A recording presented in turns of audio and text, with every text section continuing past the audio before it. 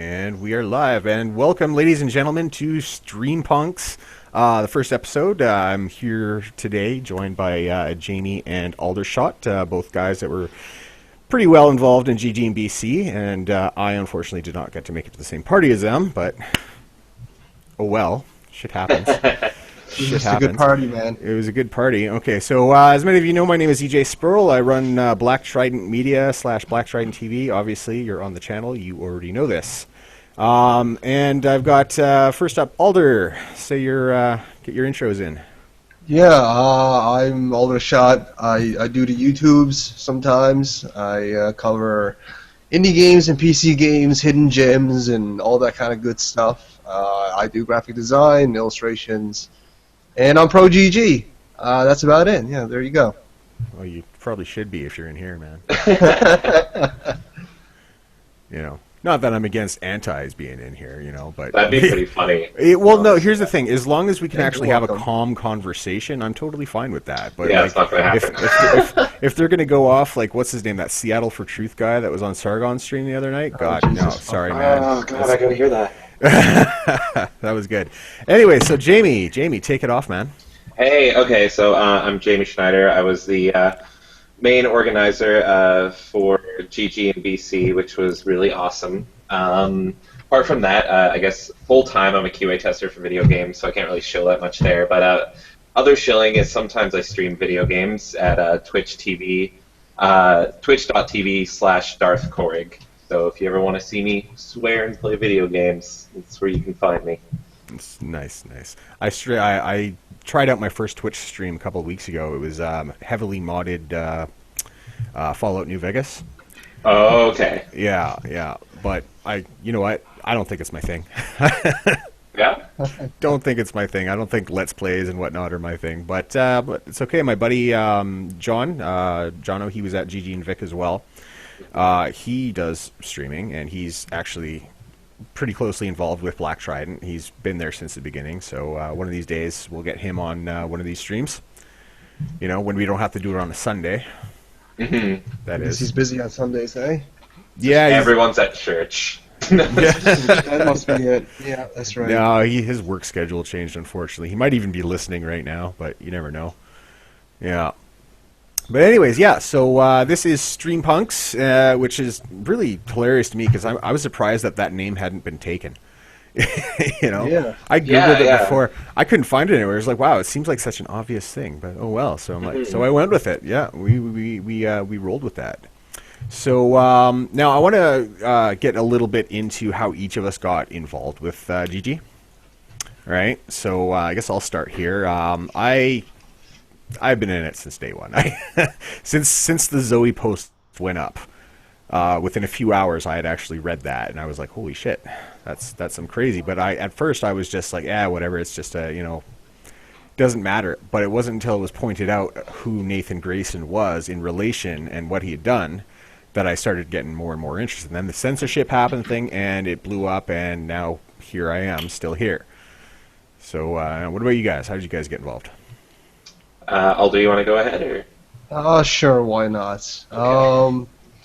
Well, I knew about this whole thing since when it was called the Quinspiracy. I'm sure you guys remember that. Oh, yeah. Yep. I didn't really care at that point. I was just like, okay, well, this is just fucking bullshit drama. That's some person's private life. I don't care. Whatever, right?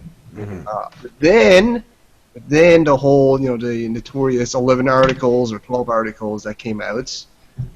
That's what drew me in, really, right? I found that a lot of people got involved around that time because it was too well coordinated. You know what I mean? Well, they tried to make the gamer name to be this sexist, misogynist, racist title, which is fucking bullshit. That pissed me off, like a lot, right? Mm-hmm. Oh yeah, I hear you. And Jamie. Okay, I'll try to make this short. So pretty much working on a computer all day, my getaway, because some people have smoke breaks, some people, go out for a walk, whatever. What I do is I'm just addicted to Twitter. So yeah, that's all I look at is just every 5 minutes or so, I'm like, what's the new tweets? And I go back to my life. So I noticed pretty early on, I didn't notice what Five Guys was. I don't have a lot of time to actually look into things deeply when I'm at work. So I saw Five Guys and I'm like, oh, okay, that's a restaurant. They probably opened up some new location or whatever. That's all I thought about it. And then that kind of passed me completely. And then I see Gamergate trending, and again, kind of the same thing. I thought it was about Gamersgate, the website, because I'm very much a Steam fan and I've bought from them before. So I saw it, I just saw the name, and I'm like, okay, that's more interesting. I thought it was the website Gamersgate was trending, and I look at it, and this was very early on, and it was just a lot of, anger and all over the place, and I'm trying to figure out what happened, because it was just flooded and flooded. I couldn't figure it out, and so again, I don't have much time, and I just kind of let it go. But sorry, go on. No, you go ahead. You go ahead. Oh, okay. But one of my fellow coworkers is actually the main reason I got into it, and shout out to him. I don't know if he wants to stay anonymous, but you know who you are. You wear red all the time.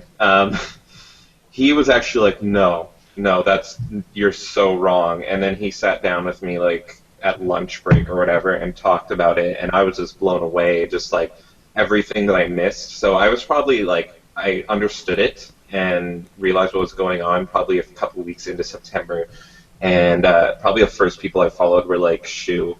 So it had a really hilarious intro to Gamergate, and Shoe and Oliver and all that just very early on, and getting in through that. So I was very confused at first, and then once someone explained it to me, I was like, holy shit, and I went full bore into it, because anti-censorship is something I'm very much for, and I've always hated like the big journalistic websites for video games for a long time. I've never looked at them, and yeah, that's pretty much it. Oh, I hear you there. Actually, one of the first videos that I had made on the Black Trident TV channel, actually the first video, was all about censorship. But when I came at it from that perspective, it was mainly coming from the right wing, Okay.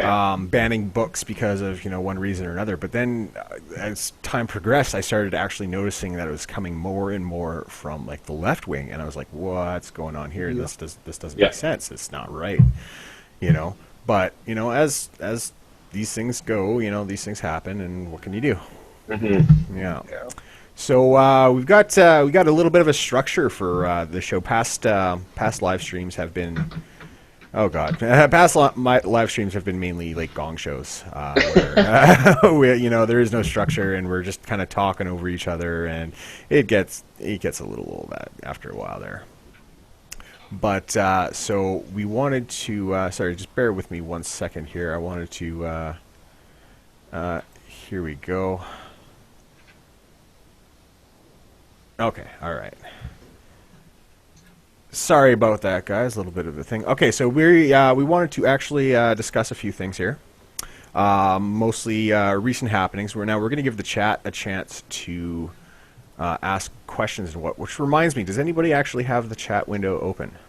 I have the link right here. One moment. Okay, yeah, because I actually completely spaced on having to do that. So I'm no questions. Most people are just talking. Sheena specifically is talking about your wonderful choice of stream names, StreamPunks. Oh, can anyone do an Adam Jensen voice? An Adam Jensen voice? No, I didn't ask for this. I don't know. I can't. Okay, I'm probably going to get in trouble, but I have no idea who Adam Jensen is. Are you kidding me? Yes. I haven't played the games either, but I know who he is. It's Deus Ex, the main character. Yeah, oh, I've totally played that. Okay, I've totally played that. I just didn't know who he was. Okay, all right. Okay. I see. All right. So I'm just going to get some screen sharing here going on here, because that was the whole point of this. But I am completely disorganized at the moment. All good. Which tends to happen. These things never go how you intend them to. Okay, so screen share.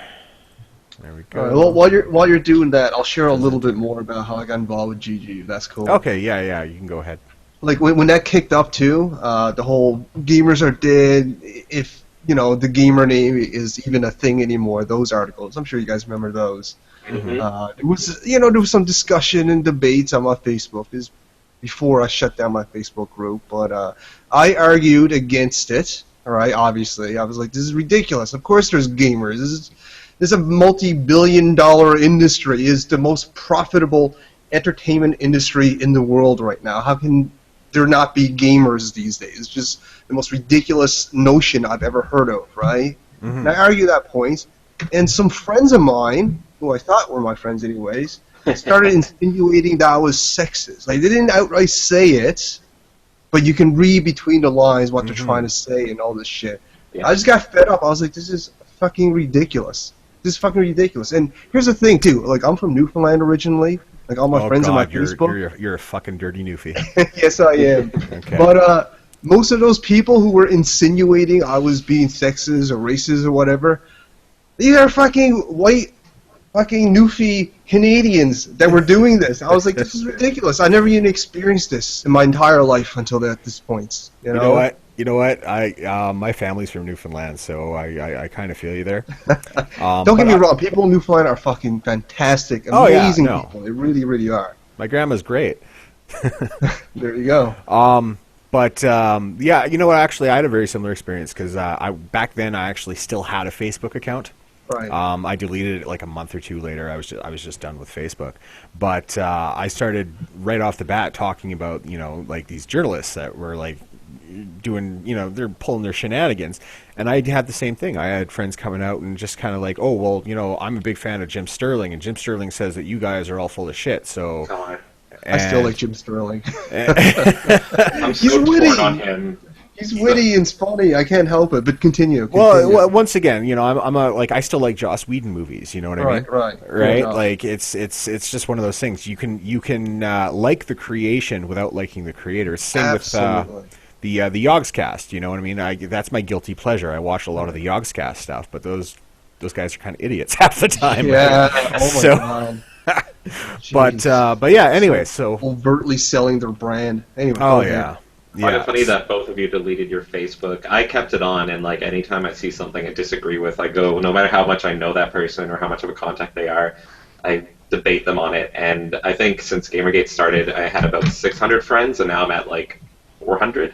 Because it's just, it's just they don't debate. They just see that you're, supporting the patriarchy or whatever, and then they just remove you. So. Patriarchy. Gamergate is totally the patriarchy. Like I can't get over that one. Yeah, so that's just ridiculous. Just burning bridges every time I go on Facebook. Yeah. Oh look, okay, here's Adam Jensen right here. This is Adam. There you Jensen. go. That's Adam Jensen. Okay, I get what's going on here.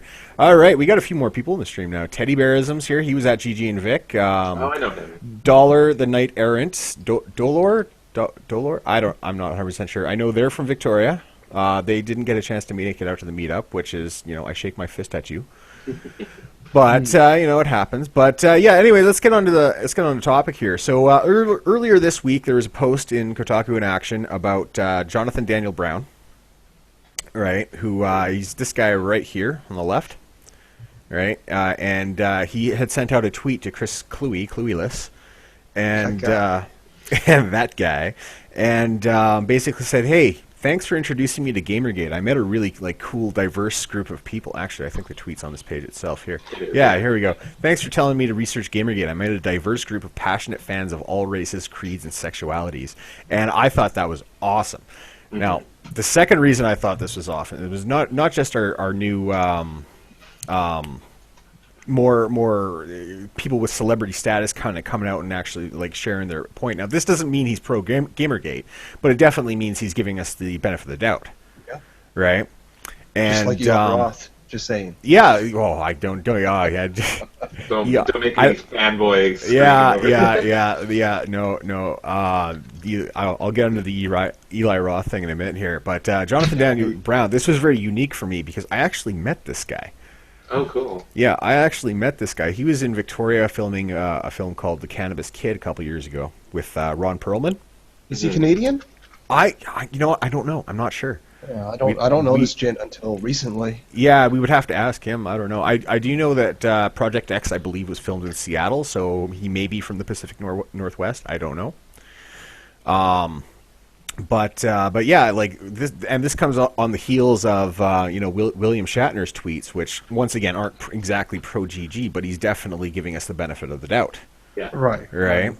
And then we got Eli Roth, and there's that Breitbart article about all the various celebrities that are kind of coming out, speaking out against this SJW culture that we've got kind of like infesting everything else. We've got what is it, Dave Jerry Chappelle coming out of retirement Seinfeld as well. Yeah, Seinfeld. Jerry You know, fucking Chris Seinfeld. Rock, Dave Chappelle's coming back. He's doing it. Wait, Dave Chappelle said something? Yeah, well, he hasn't said anything about it.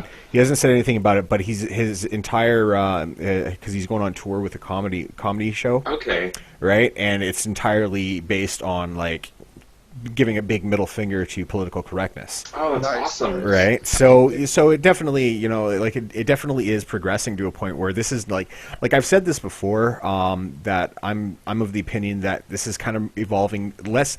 It's not a movement. It's less a consumer revolt, and it's more becoming a subculture. I agree. Right. Yeah. You know, It really is. I agree with you. Mhm. Also, a little bit might be a little bit off topic, but all these comedians are naming off. I'm so happy because the thing is, once comedians start getting a hold of this topic and they start writing jokes about it, it's over for them.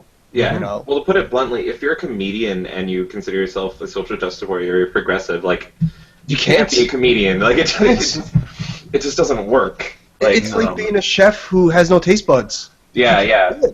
Like that feminist comedian that Milo argued a while back. Did anyone actually watch her stand-up?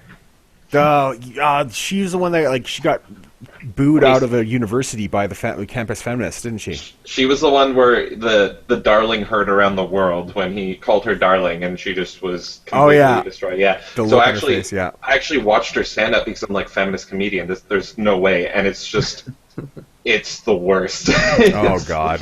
It's just not funny. It doesn't even sound like jokes, but it's labeled as a comedy act. I don't get it. Let me guess. This is a bunch of political statements said in a very smarmy and satirical manner, Mhm. and that's the joke, Exactly. isn't it? There's no Yeah. punchlines, just tone.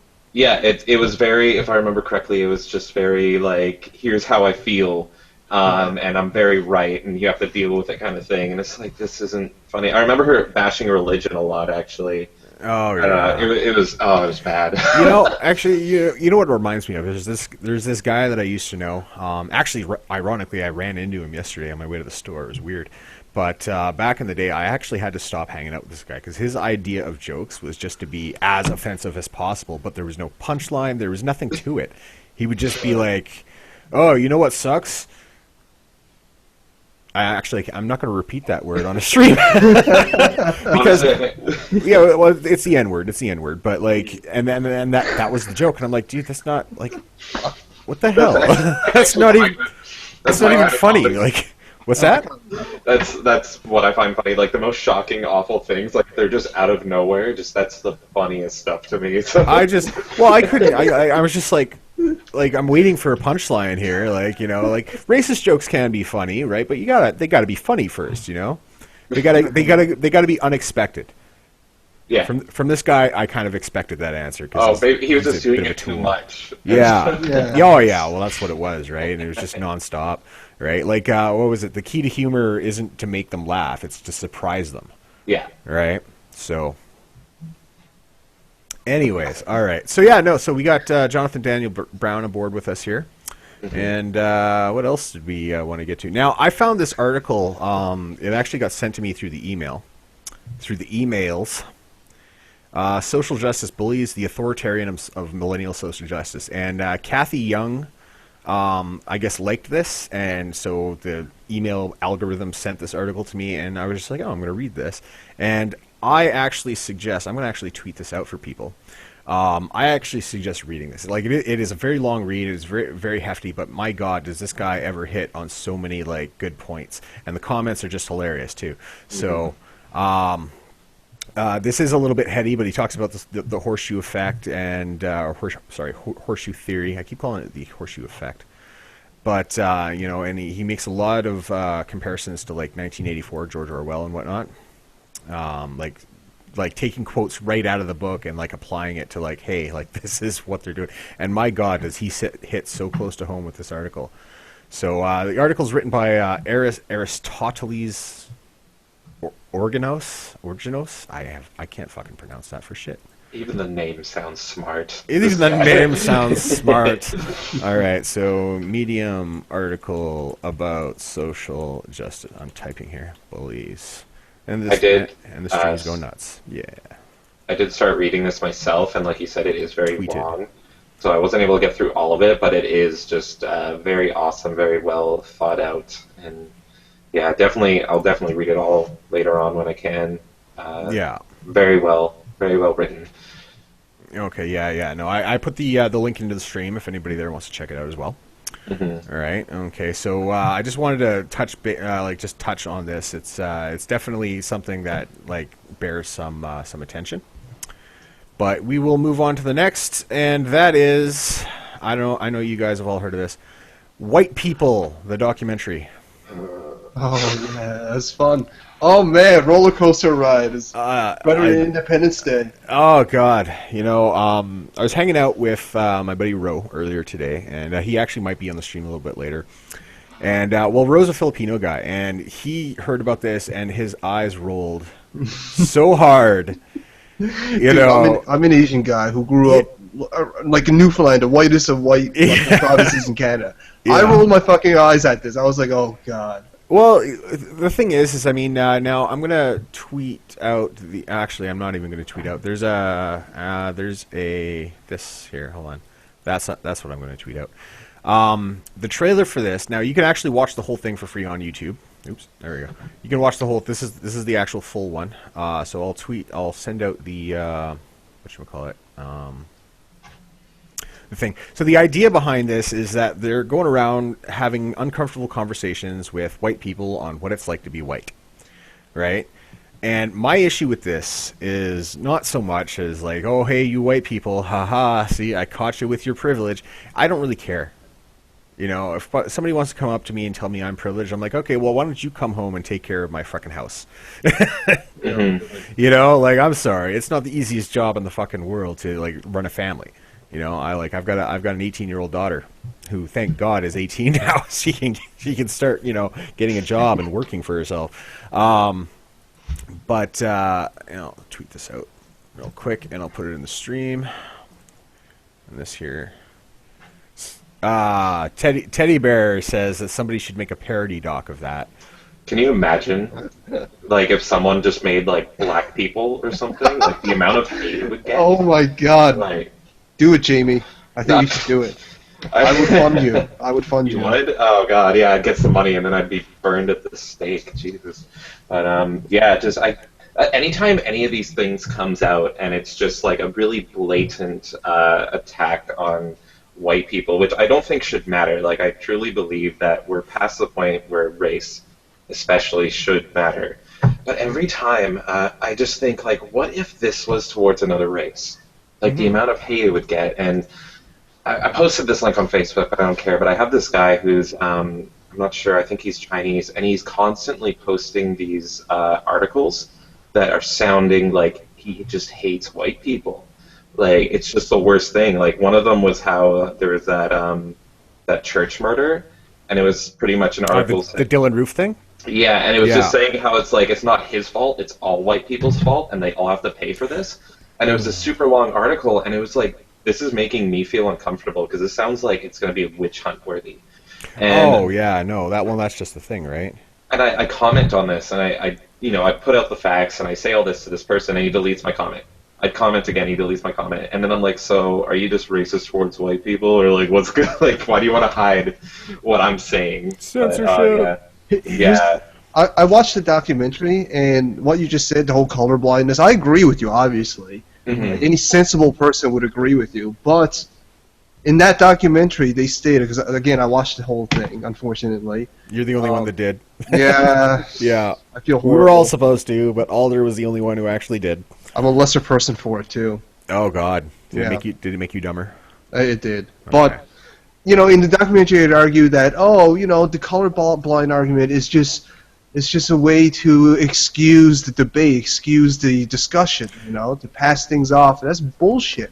I think that's fucking bullshit. The fact that people weren't seeing other people as colors, that is the sign of progress. This is what these fucking people are fighting for. And they're too stupid to fucking see it right in front of their friggin' faces. See, my thing is like, okay, I grew up in Abbotsford, right? And the three of us were actually from BC, so we know about Abbotsford. But when I first moved there, it was still the Bible Belt. It was extremely, like, there were 80-something churches for 50,000 people. It was ridiculous. Like, there was Right. a ridiculous number of churches there, right? And most of them were, you know, your average white Christian.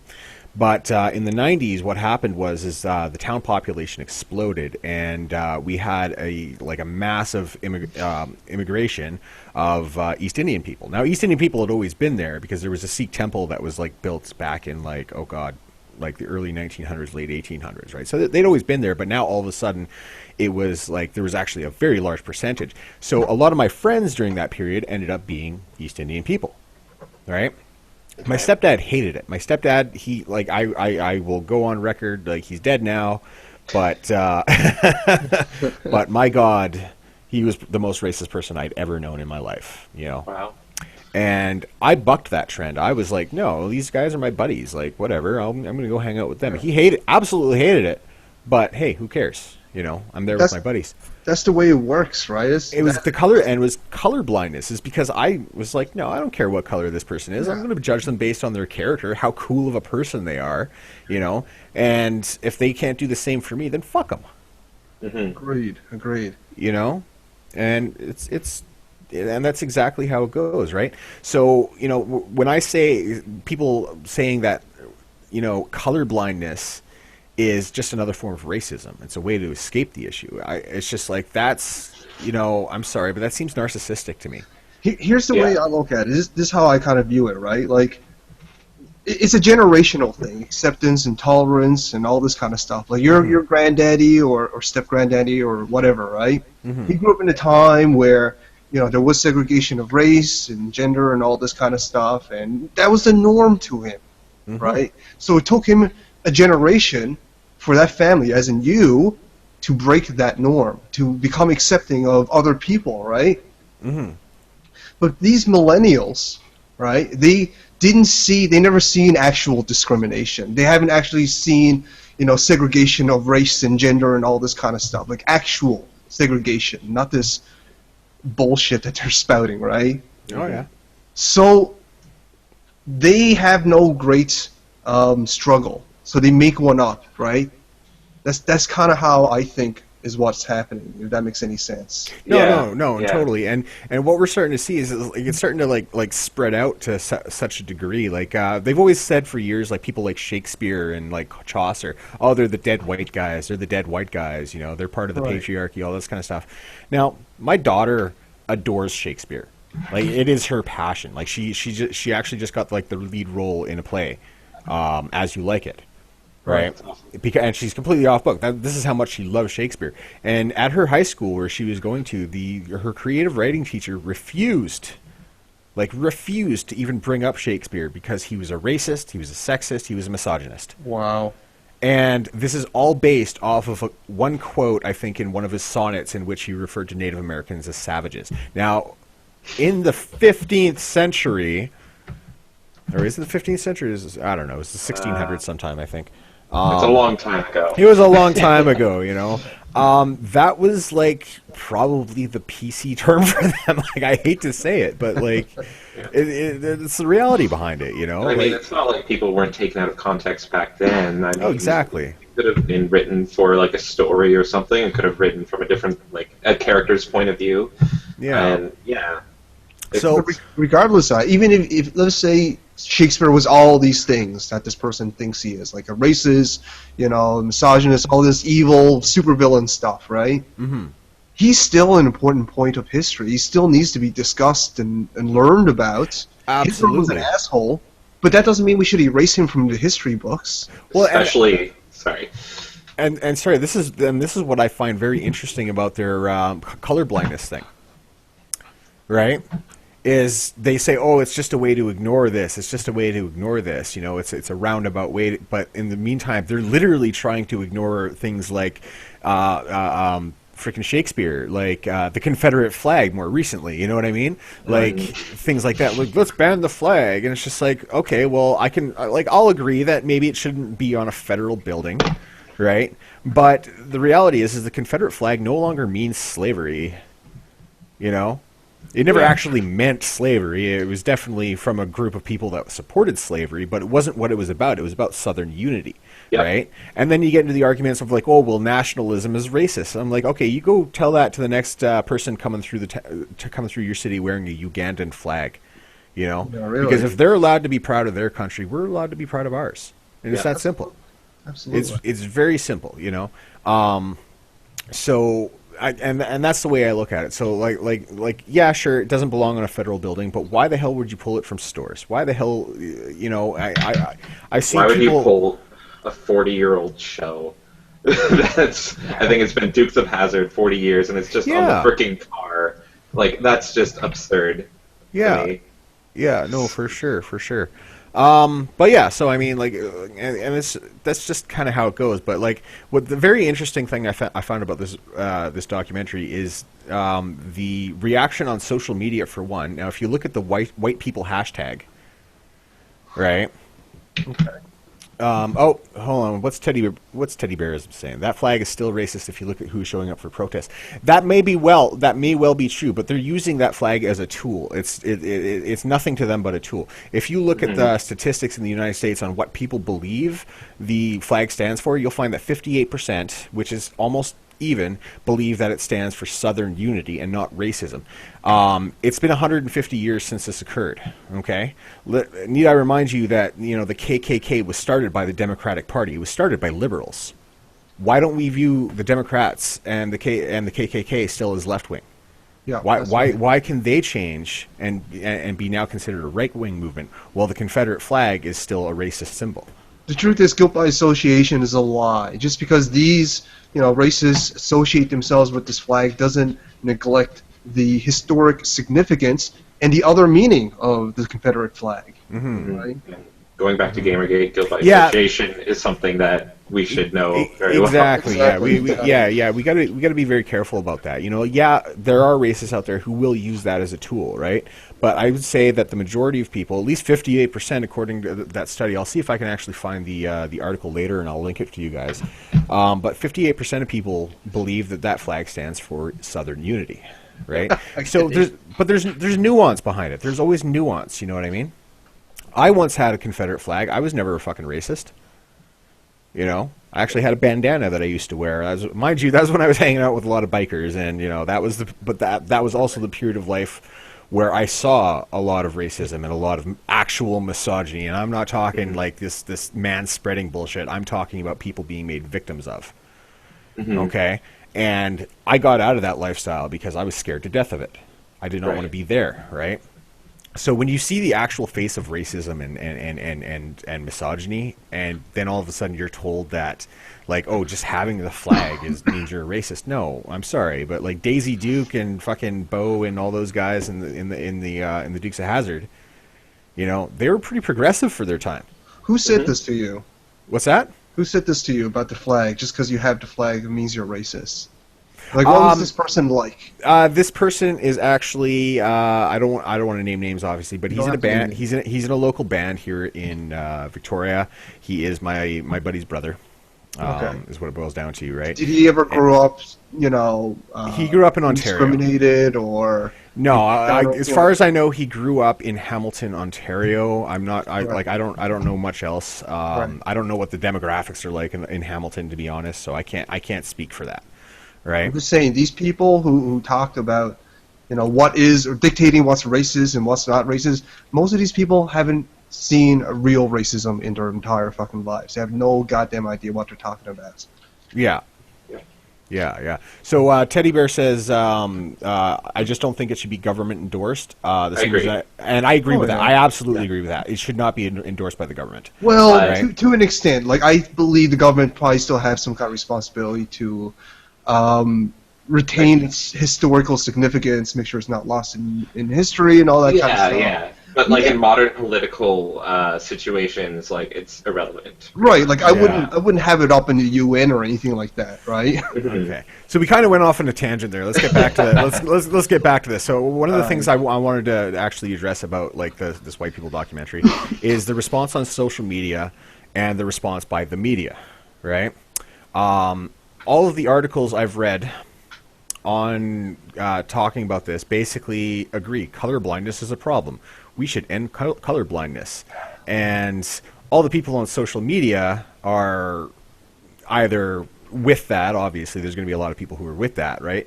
But what I found most interesting is that they rely on 40-year-old social theory that has been built upon, social theory built upon social theory built upon social theory that is all contingent on this one theory that from 40 years ago about racialism, and which is like the whole power and prejudice argument, right? Right. Now, you guys are aware of that argument, right? That, racism is not, like being discriminatory against somebody for their skin color, but it's rather a system that was built by white people to, benefit the white man and, all that kind of shit. Yeah, right? yeah. So and you can't technically be racist towards a white person exactly, in their minds. Exactly, right? And that's what this is built upon. But the thing is that also suggests that race is not a biological construct, but we know for a fact that it is. Mm-hmm. Of course right? it is. Like scientifically, like there are studies, there are fucking like brain scans and MRIs and fucking like West Africans have more fast twitch muscles in their legs than East Africans. East Africans are really good at long distance running, while West Africans are good at sprinting. But they're both the same quote unquote race, but they're different. So how are they different within one race, whereas other races can't be different in other ways? Now I'm not going to get into like pure topics of like intelligence, because honestly, how do you measure that ability properly? People are good at different things. You can't judge a fish on its ability to climb a tree. You know what I mean? There's a way, but it's not really a topic. Yeah, that I will admit is an uncomfortable topic. You know what I mean? Because how do you properly measure that? I'm ignorant on the subject too, so I just don't have the information. Oh, exactly. Yeah. Same with me. It's interesting, but I just can't really. Exactly, right? But yeah, so it's very interesting. Now, if you go to the white people website here, what does it mean to be white? Watch white people here and learn more about whiteness. Now, I don't like that term whiteness, because that reminds me of like the old communist radicals of the 1960s and 70s. They were talking about whiteness needs to end, and there's still people today saying whiteness needs to end, and genocide against the white race is nobility to humanity, or whatever, or what is it? Being a race traitor. Oh fuck, what was that guy's name? Noah Ignatieff, I think his name is Noah Ignatieff. I'm just going to do a quick Google here. Sure. Noah. These arguments frustrate me. Ignatieff. No, honestly, hearing about him. Yeah, this is the guy. This is the fucker. Look at that picture. Oh, that guy. That guy. Right? Treason, or was it? Yeah, his call to abolish whiteness as a socio-political category. Right? Okay. What is he said? Treason against white. Oh, fuck, where is it? I know I'm using Wikipedia. You guys can suck it. The fact that this guy, like, obviously is not white, right? And is talking negatively about white people, and not even based on facts, on pure conjecture, opinions, and biases, right? Yeah. By definition, that actually makes him a racist. By definition. And that's just it, right? He wants to end whiteness, and there's other professors, even like academic professors, who are saying that white people should just white men should just kill themselves, right? And I don't know, it's just really rather ridiculous, especially when you get into the actual social theory aspect of it, which basically this entire documentary is predicated on the assumption that race is a social construct. It's not biological, right? But we know for a fact, like just with our own eyes even, and that's just the basic thing that it is. People look different, people act different, people, different but equal. You know what I mean? Doesn't mean that they're any lesser people. They're all human. Yeah. But yeah. Anyways. The idea of nurture being the only thing that makes up a human being, and the nature part doesn't have any effect, is just ludicrous. Oh yeah. It's absolutely ludicrous. It's nothing short of a religious belief. Honestly. Absolutely. There's a really good documentary series by a Norwegian comedian, actually, which is it's called Hirnavask, and it means brainwash. And he did this like 6 or 7 episode documentary series. And teddy bearisms. Are you laughing at what he said? Making me laugh at that. All right. Oh god. What's that? Okay. Oh, he says that gingers need to be rounded up. I got a lot of ginger friends, so I'm not going to say anything to that. Yeah, Anyways, I'm from Newfoundland, for God's sake. yeah, that's right. See, yeah, I totally brain farted there. What was I talking about? That documentary. Right, Current of Ask. Yeah. And what he does is he actually he challenges the Norwegian status quo, which is, of course, we know is very extremely hyper liberal. It's very let's open our borders and bring people in and like mold our cultures to suit theirs and things like that, right? Super weird, yeah. Or that the brains of men and women are exactly the same, and the brains, the biology of all the different races are exactly the same, and all that kind of stuff. And he went around and he talked to these researchers in Norway and got their point of view on that, and they're like, yeah, men and women are completely the same. And then he went around the world and he talked to actual scientists who've been in the field for years and years and years, and they discovered that almost from the day of birth there are behavioral differences. Mm-hmm. Right. Almost from the day of birth. If you look at the research of Simon Baron Cohen, who is Sacha Baron Cohen, like Bruno and Borat, that guy. That's Okay. what, It's his cousin. That's what I thought of right away. Really? Yeah, it's his cousin. Yeah, Wow. Wait, Yeah, Borat's, yeah. Borat's cousin is a social scientist. yeah. No, actually, no. He's Kind of makes biological. sense in a weird way. I think he's I forget what kind of scientist he is, but he's got. Yes, I'm using Wikipedia again. If I spell it right, That's Simon hilarious, Baron though. Cohen, right I here. mean, This don't guy. get me wrong, that guy is really smart. Like, if you, This you guy. ever see his interview, Cohen a- Baron, he's a genius, man. He's kind of a smart dude. He is a professor of developmental psychopathology at the University of Cambridge. Wow. Yeah, So this guy, I actually read a few of his studies and stuff like that. Really interesting, really interesting. But in the end, it's just it's one of those things. People are going to have opinions on it. Some of the opinions are going to be wrong. Some of them are going to be a little bit less nuanced than they should be, and it comes down to it. But yeah. Anyway, so let's you guys want to move on to the next topic here? Sure, let's do it. Okay, so this one I really like because of how it was all put together. Where is it here? Now, this is a list. This is very interesting. This is a list of all the Game Journo people. Okay. And so Lee Alexander. So all the names that are listed in green here. Is it Lee or Lay? I think it's Lay. I think it's I'm, Lee. I'm pretty sure it's Lee because Really? I know people named Lee whose names are spelled just like that. I've never met anybody named Lay. I'll just call her idiot. How about that? Something like that. Okay. So all the names in green here are personal relationships with the subject. So she has written about all these people while sharing a personal relationship with them. Mm-hmm. I'm not sure what it means when it's bolded, right? Anyways, As writer. other collaborations. They've collaborated on other things as writers. Okay, all right. The names in red, they are subject financially supports the writer. So this Javi Gwaltney person financially supports Lee Alexander, right? And then and the ones in kind of yellow brown-ish here, writer financially supports the subject. So the writer supports the subject, right? And hold on. The one. Okay, so if I'm understanding this properly, the names on the left gave coverage. Lee Alexander gave coverage to all these people, while the ones on the right gave coverage to Lee Alexander. Oh, I thought it was just one, they couldn't fit it all. So, okay. No, because look, Brandon Keogh. Oh, I see. He's on both sides of this, right? Okay. So this was made by Bone Golem, I believe. He's And the deep freeze guy, right? I think so. I'm pretty Mr. sure he's Bones? the deep freeze guy. Bone Golem. Yeah. Golems, yeah. But he tweeted this out, I guess, last night or earlier today or something like that, and my eyes went wide. I'm like, holy crap! All these people are in it together. Mm-hmm. He spelled his name wrong, but Natahan Grayson is connected with Brandon Poyer, Robert Arnott, Nina Freeman, Zoe Quinn, Deirdre. I can't pronounce that last. Kiai, Mm-hmm. White Whale Games, Porpentine, Riot Games, Robert Young. And these are all personal relationships. I'm wondering, do you know what the connection with Nathan Grayson and Riot Games is?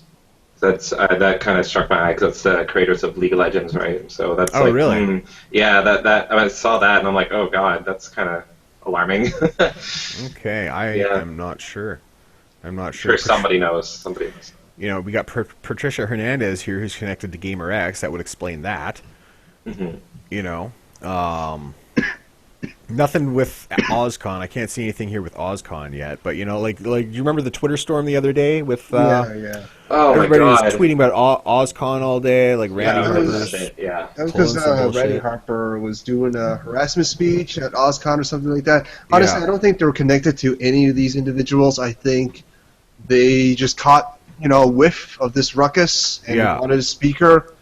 Anyone who's just Google Gamergate for like 5 seconds without any actual research, they'll come probably to a similar conclusion to OzCon. So I don't fully blame them. Yeah. It is their fault in their own ignorance. They should have done more research, but they're not a researching firm. These are busy people too, right?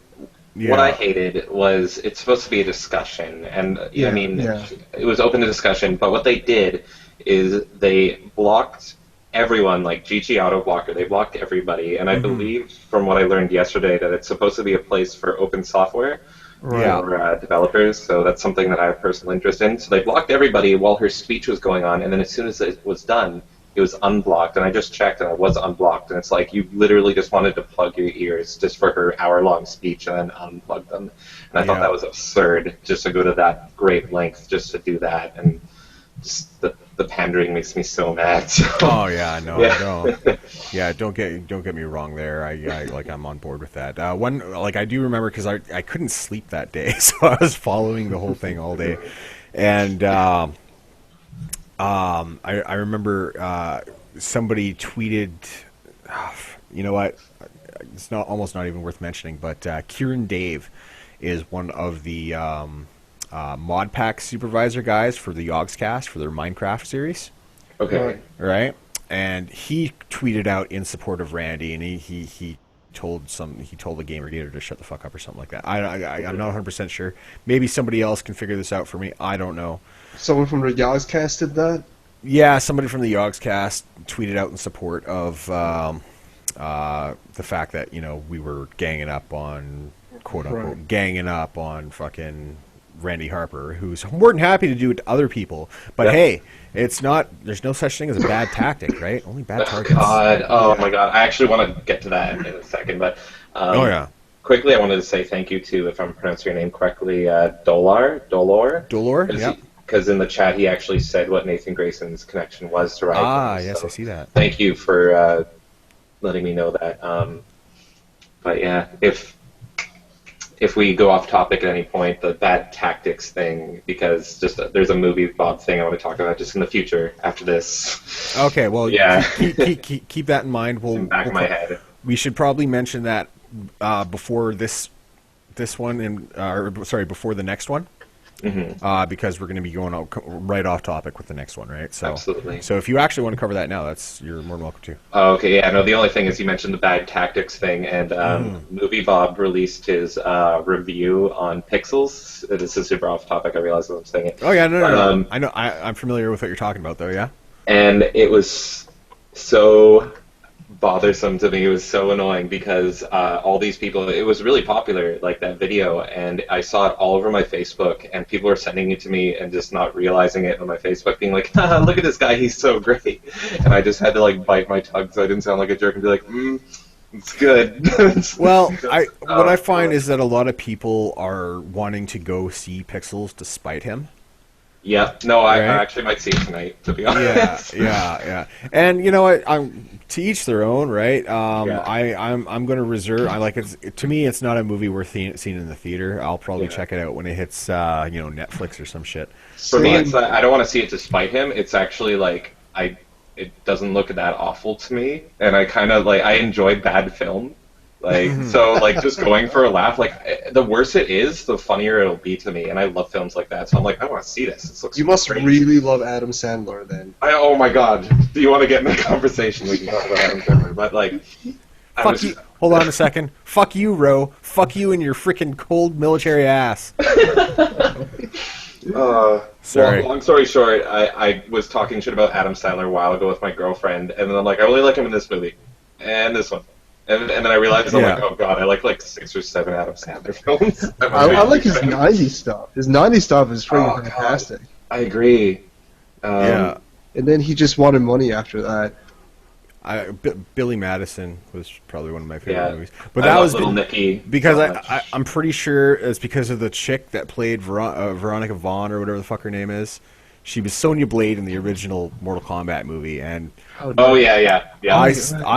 used to have a poster of her doing a high kick. I have good memories of me and that poster together. Oh, dude. Dude, I was like fucking 14 years old. What do you expect? Anyways, yeah. This was before the internet, guys. This was before the internet. Posters was all you had. Oh yeah. Access internet. Oh yeah. Back then, when we wanted porn, we had to fucking randomly come across them in a fucking ravine somewhere. Oh, remember having to wait for JPEGs to load? Like 20 Oh minutes? yeah, you're sitting there waiting. Yeah. I used to, you know what? I used to run a BBS way back in like 1994, 1995. And this is before like the web really took off and everybody had the internet, right? So you actually had to like dial other computers up and like play games and download files on their computer. And I remember sneaking my way onto an adult BBS. Ooh. You know? And then downloading stuff using my dad's account. It was great. Anyways, beyond that. Anyway, so hold on, let me just check. You know, I realize the best laid plans. I had actually planned to do another segment before we started talking about the articles, and I completely skipped by that. So we're just going to do this one last piece, and then we're going to go back and we're going to talk about GG and Vic and GGinBC. Perfect. All right. Okay. All right. So this next article here. Now, okay. Before I go to the article, what I want to do specifically is it's the Gregory Allen Twitter Trial Support Fund. Okay. And I can't plug this enough because this guy is getting his ass handed to him for no fucking good reason. Yeah. You know, like he disagreed with some people over goddamn Twitter. Like he disagreed, and you can actually go back and read the tweets and stuff because he didn't have time to delete them before he was arrested. You know what I mean? Yeah. Wow. None of them were offensive. None of them were like that. He hasn't been on a computer in 3 years now because of this trial, right? He's got some really serious legal fund issues going on. He needs $100,000. He's about $4,000 in, which is great, and people are like, the family is loving that, right? Absolutely loving that people are helping and how much support this guy has, right? Now Lauren Southern just recently did a live stream with the Rebel Media on talking to his son. I think, if I'm not mistaken, it's this guy right here. Yeah, right. Yeah, and you know, and just hearing his son talk about it, I was like, my God, like this is absolutely ridiculous. Now, I'm totally going to shill my own site here, but Honestly, I think the woman who's doing all this should be put up for charges. This is ridiculous. But here's the interesting thing. Now, if you go to the site here, I have a link, which was I originally found it through Bro Team Pill. Right. Right? He was tweeting about it, and there's a PDF here. Now, the PDF file is the actual Ontario Court of Justice between the Majesty Your Queen and Gregory Allen Elliott. And this is the written submissions of Mr. Elliott. Now, this is a very long read, or something like, 72 pages.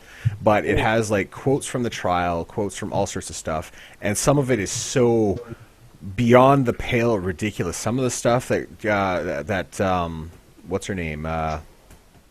Stephanie Guthrie was saying was so far beyond the pale that you actually have to read through this to get what he's going through right now, right? And it's so absolutely ridiculous. So I wanted to make sure that people knew that there is this support fund. If you can afford to give a few bucks, throw it. I'm sure they'll appreciate it because the guy does not deserve what he's getting. And it has very profound implications for free speech in Canada if he loses this case. Yeah. All right. So I got a question. What's that? I haven't been following this all that closely. Okay. What are the charges he's being brought up on? Criminal harassment. Criminal harassment. Mm-hmm. Wait, did he show Or his dick? disagreeing with a feminist, sorry. Yeah. Jesus fucking Christ. I think the main thing that happened was there was another person, a third party, that made that video game, the Flash game of like punching Anita Sarkeesian. Yeah, Bendelin Spur. I actually spoke with him about why he created that game. And, oh, really? Yeah, I haven't heard did. anything about him. I did. I actually spoke with him on why he created that game. Let's see if I can. Why does he need 100,000 in legal fees? Actually, okay, let's cover that If question you, first here. 50,000 legal fees, and he owes a further 30,000.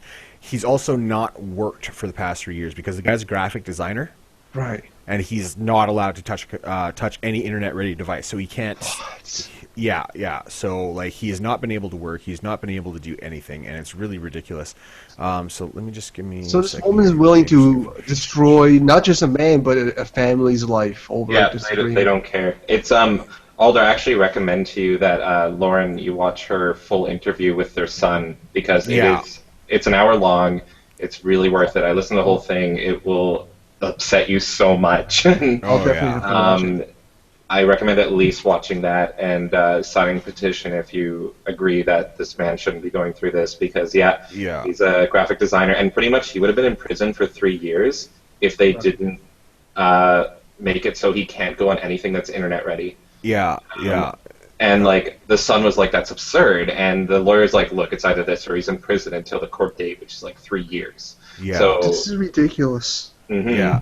So this is the tweet from Ben Spur, right, where I actually asked him. Now, he didn't want to talk to me at first because he had no idea who I was, and he thought that I might, he probably thought that I was, like, some feminist trying to trap him or some shit.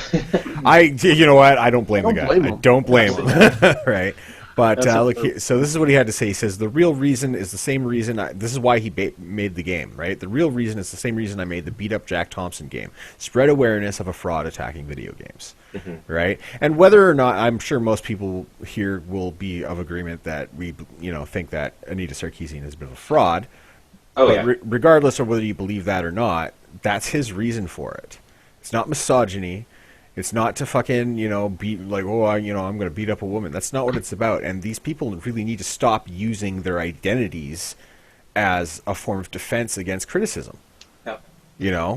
I mean, even if you disagree with somebody making a game like that, it's still not illegal, and it's still his freedom to do that. And I think that's probably part of the reason that he does it, to show that, like, they shouldn't have this much power to tell them that they shouldn't. And pretty much what these feminists were going to do is they were planning on, literally, they got together and they were talking about doxing Ben Spur here and getting his identity out. And all this guy did, the guy that's facing prison time and can't go on the internet, all he said was, like, you're insane. That's horrible. That's a horrible thing to do.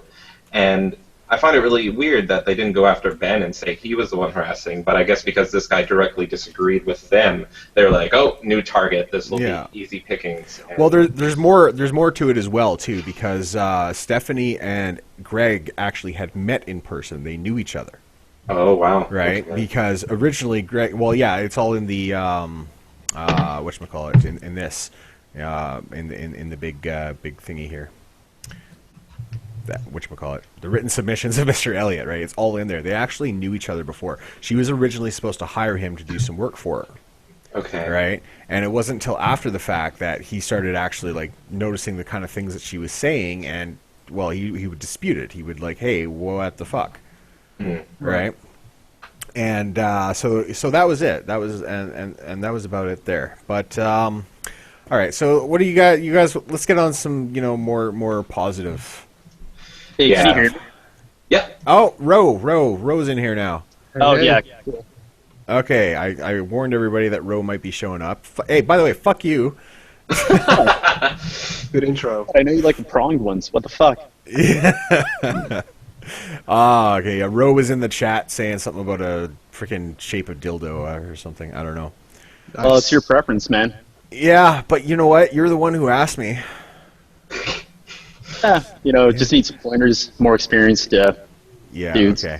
All right, so let's move on to some actual positive shit here. So just give me a second here. I'm just gonna make sure. Oh, you're not prepared. Surprise. Oh, hi, haha, fuck yourself. There we go. Yay. There we go. So we're gonna look over some of the pictures from GGinBC and GGinVic, and we're going to make some commentary on this stuff, right? So This is obviously Jamie coming up to the place before anybody else had arrived. Oh, that's actually not true already. Oh, really? And that's something I want to talk about if I can interrupt already. Oh, yeah. Go ahead. Thank you. So I believe, if I remember correctly, the start time was 5. I believe it was 5 till closing. And I was showing up there at about 4:50, 4:45, and as usual bar things go, I was expecting like everyone would come at 6 or 7. Mm-hmm. There was a guy there at 3:30. Oh my He God. came from Seattle, and I was so excited, wow. and he was messaging me, really awesome guy. And was by it the time the bigger guy with the beard? that's what I'm talking about, and Yeah, he was cool. I do follow. He follows me, so I can maybe find his name quickly. But he was there like right away, and he was just waiting for people to get there. By the time I got there, which was like 4:50, there was already like 15, 20 people that were just excited and ready to go. Yeah. You know what's funny is I had somewhat the opposite experience at GG and Vic. Oh, really? Yeah. Like it was probably about 5:10, 5:15 when there were more than 4 of us. Yeah, well, okay. you're sitting there wringing your hands, worried that it fucking fell through. Yeah, you were one of the first people to show up. Ro here was one of the first people to show up. So, yeah. It's because I'm keen like that sometimes. Yeah. Anyways, but yeah, no. So it was, it was really cool. We actually ended up both meetups ended up having way more people than we expected in the end, though. So it worked out in our benefit. Anyway, so I'm going to move on to the next picture here. I have no idea what the order of these pictures are. All I did was move the Victoria pictures at the end of the slideshow. Okay. Right. I need to move this thing out of the way in order to. There we go. Okay. What is this? Oh yeah, this was my failed attempt at doing something cool. So I wanted to do something a little bit extra of a surprise. So what my thought was I worked with the Mahoney and Sons, the person in charge of large events, and she's super, super, super awesome, by the way. If I can quickly shill Mahoney and Sons, like I contacted about 40 places for our group, and it's like I can't really charge money because I don't know who's going to show up. I need kids and I need alcohol, and it needs to be a large place, which could be 12 people show up or 50 people show up. And so I contacted like 38, 39 people that like it just wouldn't work, like not at all. And then when I go for Mahoney and Sons, this woman's just like, yep, all good, you can come, no charge, no caveats, unless you want to have a special food menu in case of allergies. Kids can come. And I actually had to message her. I'm like, are you serious? Am I reading this wrong? Like, so amazing. And I actually contacted them recently again, and a complete long shot about doing a meetup for SPJ. And I'm like, look, we would need a stream. We'd need to be able to listen to it. And I'm like, super long shot. And she was like, yeah, what time?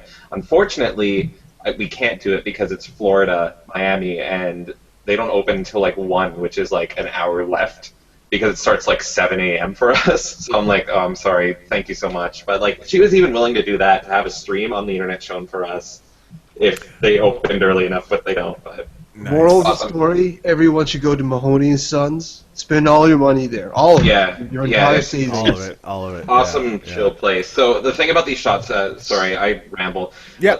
The thing about these shots, what I wanted to do was I contacted her and I'm like, our character, without going into too much detail, I'm like, our character's colors are green and purple. Do you think we can do like a special shot and call it the Vivian James? So anyone can go to the bartender and ask for Vivian James. So she said yes, and I go and the bartender's like, well, we can't really mix that. So he did that for me. I think it was like $8.50 or something, and you just ask for Vivian James, and you get that. And I got so much shit immediately because that looks more blue than purple. I'm like, guys, I'm not the one making the drinks, okay? Oh, fuck yeah. Yeah. I think I'm the only one that ordered it, but that was my little, like, kind of, here's my little thing to you guys. You know, I would have ordered it, but I'm not a big shot kind of guy. Oh, okay. Yeah. That could have been just like grape juice and sourpuss. Yeah, I don't know. Like I said, I saw it and I noticed it was blue as well. I'm like, well, thanks for trying, buddy. But It's a purple tint. yeah, it's alt Vivian. Every time I've drank in the past year or so, it's ended up in me puking. And usually Ro is there. Oh yeah, wait. What was the last time you ended up? Oh, in your when I ended up doing karaoke with a feminist. Yep, that was pretty funny. Yeah, that was great. And then we started talking about Gamergate from opposite ends of the thing. We're just, both of us are pissed drunk talking about Gamergate. I'm pro, he's anti, and I'm like, oh fuck, this is just gonna go bad. Should have brought him on the stream. That would have been Oh, funny. you know what? I bet you he would have come, because he, like, what it is he's an old buddy of mine. I had no idea he went full feminist, but he happened to be there, and he came up on stage. He's like, oh, let me join you. And I'm like, yeah, sure, come on up. But yeah, let's just say that that didn't go over so well. Anyway, so we're going to move on to the next here. Oh, one thing I did want to mention, though, is I did hear about the Vivian James drink. That's right. An auntie actually. An anti from an auntie who's bitching about it. I wanted us to notice it, and the one person that notices it is fucking auntie. Yeah. So yeah, they were all like, "Oh, that's sick! How dare they make a shot of Vivian and all this?" And it's like, yeah. All right, so let's move on to the next picture here. Okay, that's obviously, this is False Creek. Mm-hmm. This was our view. That was the view from GGinBC, the Vancouver meetup, and that's False Creek there. It would be more towards like the more wealthy people living there, I guess. Yaletown and what? No, this isn't Yaletown, isn't it? Yeah, I'm so bad with like locations. Okay, it's Stamps Landing. What it is. Well, there's a bunch of fucking boats here, so let's just go next. Near Science World. Right, here we go. Interestingly, now this guy here, apparently, one of my coworkers knows him. Really? Yeah, and it was funny. She was just like, I don't want to say the guy's name on stream, obviously, but she was just like, oh my god, I know him. Oh my god, that's my friend from Nanaimo. And I'm like, yeah, cool. That's cool. And then I actually had her verify it by sending him a message on Facebook saying, actually, it's about ethics and games journalism. And he came back with something about, like, actually, it's about the black hole in Ben Kuchera's ass or something. I don't know. Something like that. Anyways, it was great. I was like, yeah, that was awesome. That was awesome. But, yeah, so apparently he was there. So and then we got you looking like Spock. I'm trying to look all suave. You're trying to look like Spock, and then this guy... I'm not I sure like who the that photo is. bomb. Yeah, the photo bomb. The photo bomb. Yeah, totally. All right. All these have a story actually, and if I can quickly say the reason. Oh yeah, for this, by all means. Feel free to shut me up. But the reason I took this was I had a lot of requests for different things, and Remy, her name is at Remy Pun X, who's very programmed. She asked me, she's like, get lots of photos, Jamie, like get tons and tons of photos. And I'm like, for you, I will. And very early on, and that's what this photo was, like everyone was kind of shy and really like kept in. And so I tweeted out, I'm like, guys, take selfies, let's get this going, let's be jerks. And I talked to him, the guy on the left, who's so awesome, and I'm like, take a selfie with me. And he's like, you want me to get people taking photos? And I'm like, please. And he's like, for you, I will. So we take one photo, and like he comes back to me like an hour and a half later. He's like, I got photos with everyone. It's all going on the tag. So, nice. Yeah, really awesome, dude. He was definitely one of the lives of the party. Yeah. Really Well, cool. I most of these are Jamie's pictures here, but I did grab a couple off of the tag before the stream. So There was a couple of good ones on the tag. That's Yeah, all I yeah. retweeted, really. I didn't. well, take I know you're in one of them, Alder. I know you're in one of them. Ro and I are suspiciously absent from all of them, though. Hey man, there's no pictures of me anywhere, so. Oh, well, yeah, but that was on purpose. He actually wanted to be in pictures, but the timing was just bad. Anyways, Yeah. we'll move on. Okay, so here's the actual inside of the place. So is there a story here, or you just wanted to show The inside only of the place? thing was like I had a lot of people come to me beforehand, and they were worried, like they didn't want to be shown on camera, and for all very valid reasons. So I was kind of nervous at first. So I was telling people to take selfies, and I wanted to take photos. Eventually, I was like, "Fuck it, I'm going to take photos. I don't care." But Yeah, I didn't care. I just took a photo of this at the top just to kind of show people on the tag and try not to get people apart from the bartender. But eventually, I give up and just take photos. Okay. All right, so we'll go next here, and obviously this is the Honey Badgers merch pile. There's an otter. Mhm. Otter Jesus. Our otter Jesus. Yeah. And I believe this is Allison because I remember her tattoo. Yeah. Yeah. So yeah, there we That's go. awfully creepy of you. What's that? Hey man, I was hanging out with him Is like this for a scratch and hours. sniff picture as well? I was hanging out with shut the fuck up. I was hanging out with them for like fucking 4 or 5 hours the night before GG and Vic, right? So I actually got to I got into some pretty good conversations. I got to know them pretty well, and I violated 3 of them. Oh wow. Yeah. Very nice. And then I violated a 4th the next night. It was great. Oh, my God.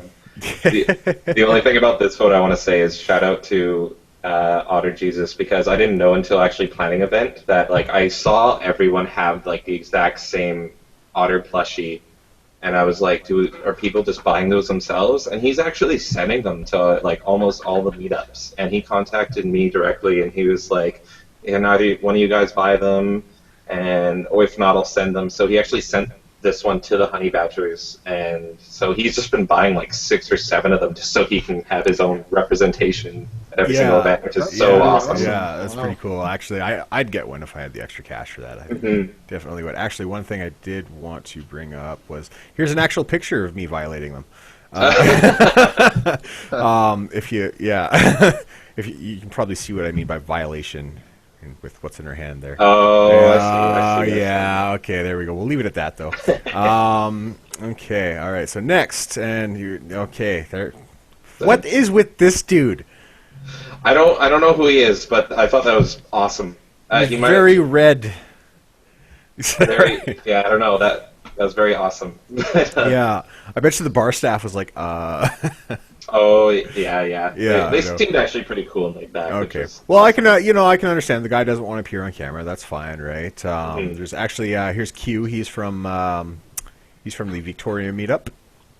Yeah, Okay. He came out from Victoria, so I've been actually hanging out with him quite a bit lately. He's a pretty cool guy, and I only say that because I know he's going to watch the stream later. So. You can see Lauren as well there. And Now this, sworn. I was very like. This is a panoramic shot, right? Now This is my attempt at one, yeah. Yeah. So we can see that Allison's arm has been cut off and replaced with whatever the hell that is, But like the rest of this is okay. But it wasn't until I got over here that I was like, "What the fuck?" So I know what happened, like, because I took this, and I mean, if anyone's taken like the iPhone Android panoramic shot, if anyone's moving, it messes up, and that person like got right in front of my camera and ducked quickly, and so that caused that. That looks like that old Muppet Phenomena. Yeah. That's it looks like a Phenomena alien.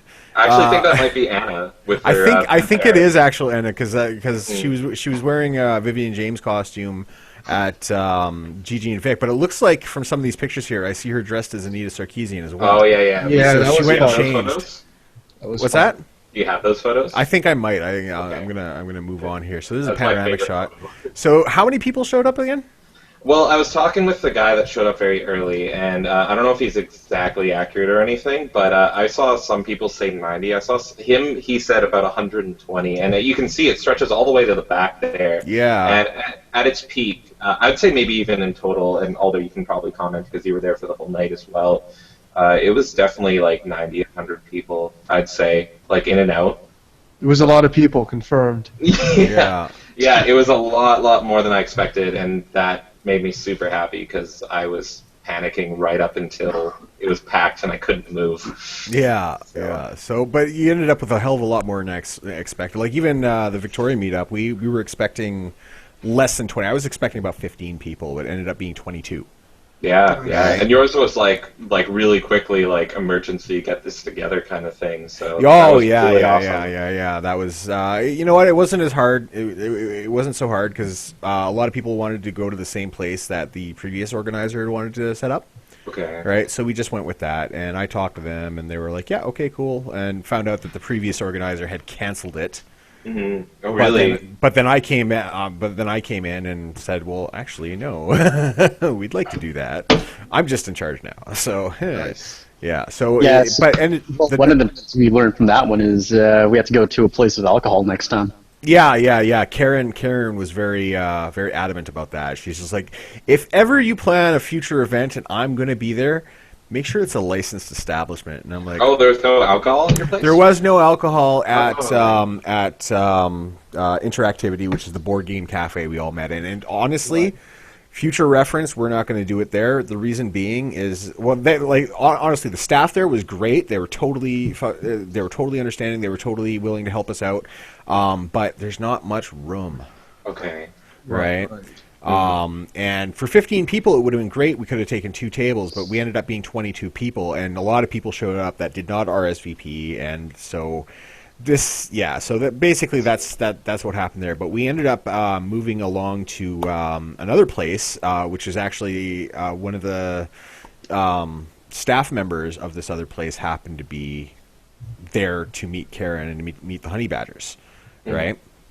And so she managed to get that done perfectly, and then we ended up going down to like a last minute group of 22 people went to this like licensed restaurant, which was funny because while we were downstairs, there was a gay pride, women's only gay pride party going on upstairs.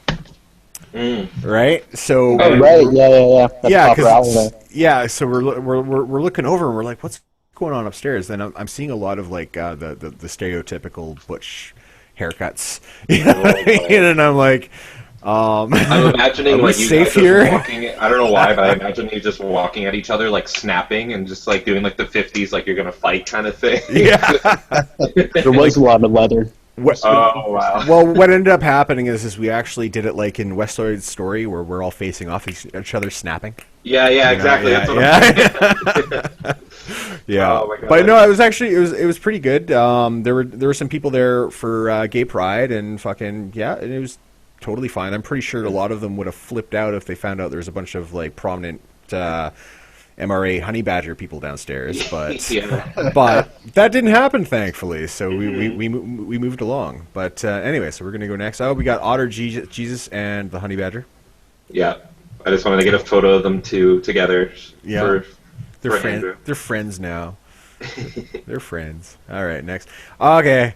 And I know see, I got a now, story for this one. You got a story for this one. Okay, all right, okay. I'll start and then you can finish. Okay. Okay. All right. So when I found out I wasn't able to make it to GGinBC, I was really disappointed because I wanted to meet everybody, but very specifically, I wanted to meet Lauren because she is my waifu.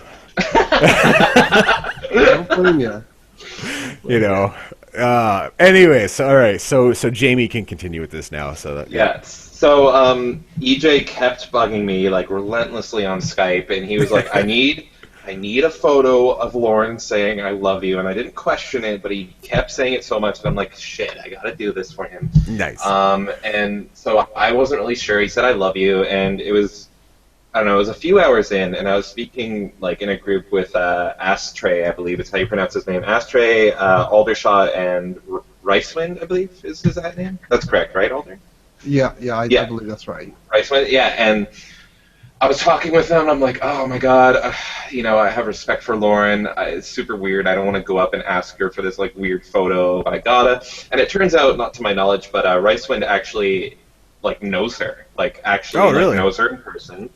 And so he goes off, and like 20 minutes later, Lauren taps me on the shoulder, and she's like, "Jamie, I'm not a feminist. You can ask me for a photo if you want a photo." And like my face, like I just feel me just flush red. I'm like, okay, well, it's not for me. And I'm like trying to explain it. But nice. I was so embarrassed. But yeah, no, she's such an awesome person. Oh, she really was. She was such a joy to meet and to talk to. Oh, and I'm all that jealous. Stuff. Yeah, Like, as soon as she was there, everyone swarmed her. And I didn't actually get to say that much to her. Like, I wanted to just hang out with her and like talk about everything, but like, so did everyone there. Yeah, like. So, yeah, wow. It was awesome. Okay. So I did specifically what I wanted to do is I wanted a picture of her with saying "I love you" in sign language, right? In American Sign Language. Now, a lot of people don't realize this. Ro probably does, but a lot of people don't realize that my parents are deaf. Oh, really? Right. I grew up the only child in a deaf family, and That's news to me. What's that? That's news to me. Oh, you know that? No, I'm just fucking with you. Okay. All right. Okay.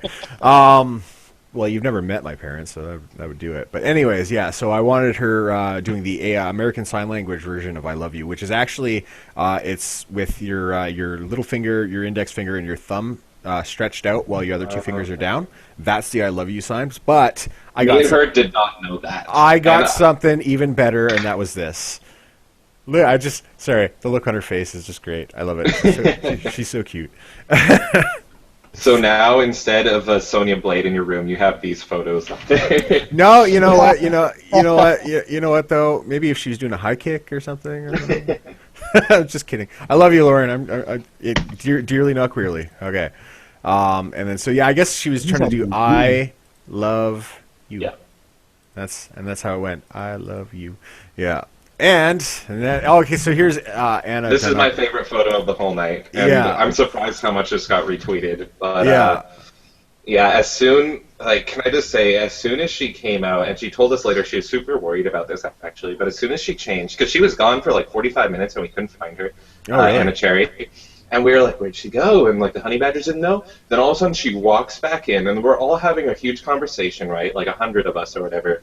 She walks in, full Anita garb, and everyone just starts cheering and clapping. And it's like, Nice. you know, she didn't know if she'd get booed or whatever. Like, but yeah, everyone's just like, yeah, and cheering.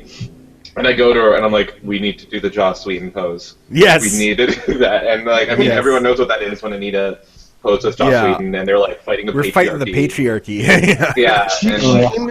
She came in originally as Vivian James as usual, right? Yeah. But Mhm. what was funny was when she came in as Anita Sarkeesian, you know, the whole ruckus, you know, with the cheering and the clapping and all that stuff happened. But there was more people asking for photos, including myself, Yeah. after when she changed into Anita, which I found was kind of hilarious. Yeah. Yeah, my only regret is that the photo is not like amazing quality, because I absolutely love this photo of us, Yeah, it's and great. Yeah. it's so fucking awesome. That's all I can say. Awesome. See, unfortunately, you know, like I was so, like you can ask Ro, I was running around with like a chicken with his head cut off at the Vic meetup, Right. and No, I brought. it was more like you were petrified. Yeah, well, I was worried, man. I was worried. I'm like, oh god, you know, like there's all sorts of things that could have gone wrong. Thankfully, none of them did, except that you know I brought my camera with me and didn't use it once. Oh, okay. What? Yeah, I brought my camera with me, didn't use it once because I was so like, is everything okay? Is everything going on all right? Oh fuck, shit, you know. Sounds about right, considering your expectations for an SJW to show up. Yeah. Well, no, I was like, I didn't think they would, but I was prepared if they would. Okay. Is what it was, right? The only picture I ended up taking that night was this one, right? Which actually these two was this girl at the BC meetup She as was, well? yeah. She was okay. It's Was hard she to recognize her right now with her eyes closed. And was she- No, I recognize her. She was cool. yeah. She was very high energy. Very high yeah, energy. she was. Yeah. She. Yeah. So that was cool. Where was I here? This back. Okay, so we're gonna move on here. that was my Yeah. final kind of thing. That was like kinda- at 2 a.m. and that was wow. It's after Jenny showed up, obviously. yeah. So Jenny and the EXP team showed up. Jenny. I I'm know. so disappointed in that. Yeah, no, they felt bad and they want to do something. So hopefully we can do something soon. But Well, I definitely am Right. interested in setting up another like another GG and Like- BC kind of thing, right? 'Cause yeah. I want to meet you guys for Christ's sake. Oh, absolutely. Definitely. Yeah. And I mean, I've talked about it, and like, I honestly, like, I hate repeating. Like, I don't want to repeat, but I can't think of anywhere else I'd rather be than that place because it was so good. Yeah. It was just like, and like I said, I contacted like 40 other places, and this was the one that worked flawlessly, and it was great, and it was a huge space, and it was beautiful. The one Yeah. complaint I heard, which I knew going in, was food was a bit pricey. Like, it is kind Yeah. of like an Earl's Cactus Club kind of. It's like a Yeah. fancier-ish restaurant. Okay. But I mean, what I get for that is like there's no caveats, so you guys can spend as little as you want. Yeah. So, which is, That's like, true. That's true. Like, No you don't- entrance fee. There was no minimum buy or anything like that. Yeah, there was not Yeah. even a what is it called when a waiter like just automatically adds the tip or whatever. Oh, There was none of gratuity. that. Gratuity, yes, yeah. Yes. There was none of that. Super laid back. You just have to deal with the fact that you're pretty much dining at a fancier restaurant, Yeah, which I think yeah. is kind of cool. I don't know. I think It's it's different. funny. I think if we did this again, we might actually think to like do a little bit of a fundraising for it and actually get like rent a hall or something, Hmm. you know, and get some catering maybe. That would be really cool, and Yeah. I'm definitely That'd be looking really into that. expensive, man. Yeah, but like if it's crowdfunded by the lot of us, I mean, We you know. can do it so that it's. I Yeah. mean, now we can talk about it later, but exactly. just- Well, we'll discuss that off camera. Yeah, Is you there know. any events coming up? Any geek events, cons, et cetera, Well, concerts? I know we're having an airplay watching party here in Vic. Right. Oh, what? We're gonna meet up. I think tentatively either at my place or at Q's place and watch the airplay live stream. I'm very tempted to Alright. go. Yeah. Yeah, I'm jealous because I'm gonna have to watch that on my lonesome. Yeah, well, it's at 7 a.m. for Christ's sake. So I mean, Oh man, I'm not doing that. yeah, exactly right.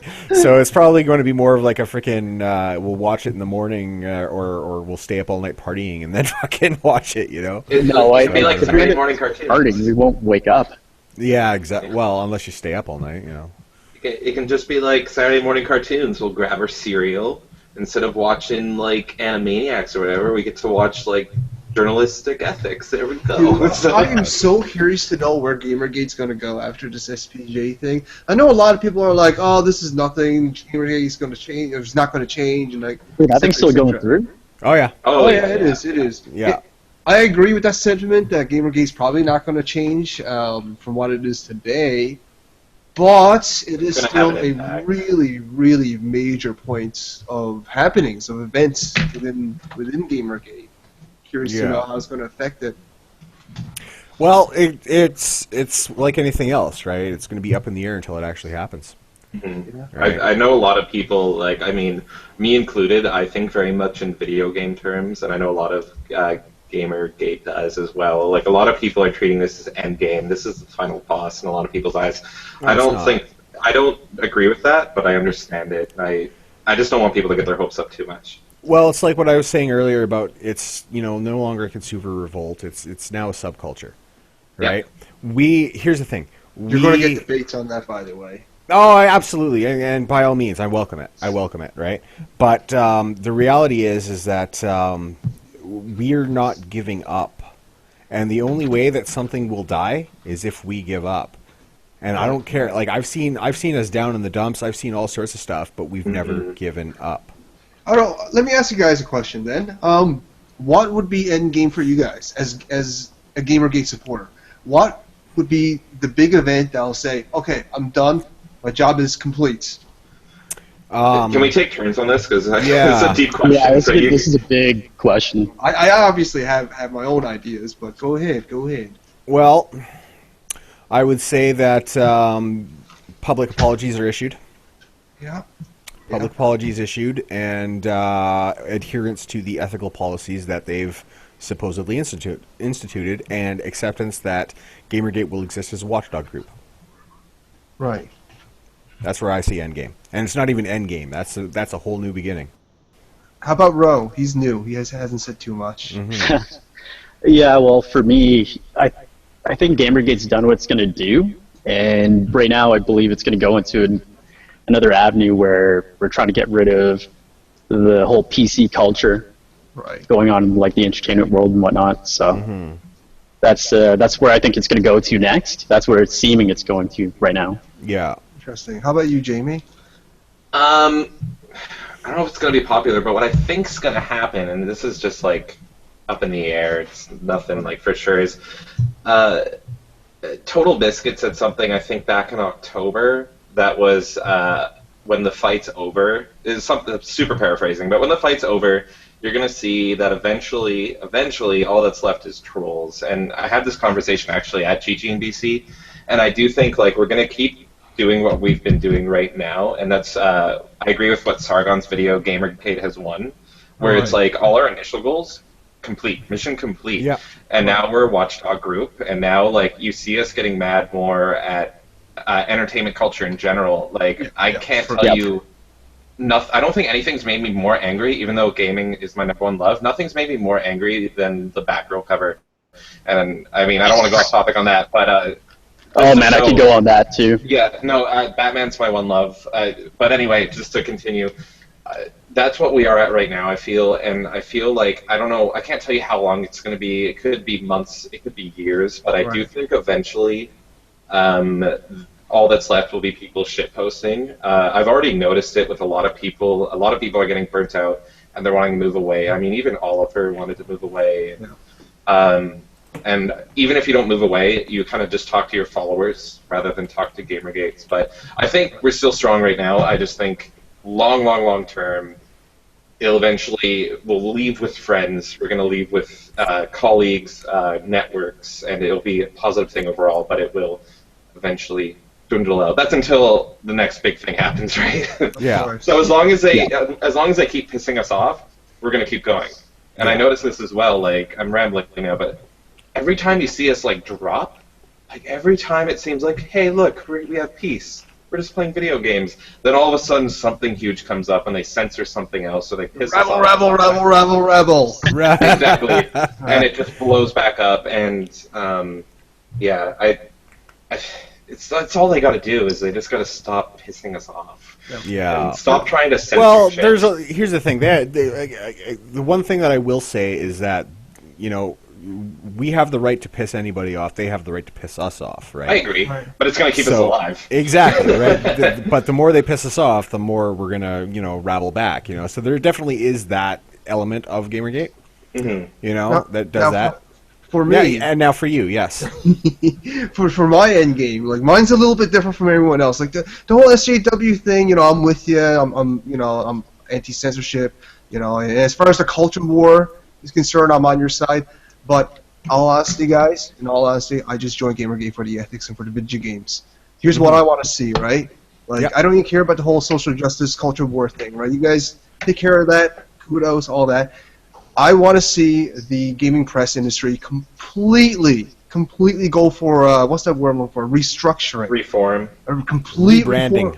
Everything, not rebranding, but like a restructure from the inside out. Because here's the thing, right? When I was growing up with Nintendo Power and Game Pro and all this stuff, these were magazines in Game Informer. These were industries that were employed by enthusiasts, by fans of video games, by people who love video games, not just understanding Gamergate, or not Gamergate, games, but not just having a journalist degree, but these people genuinely loved and were enthusiastic about video games, right?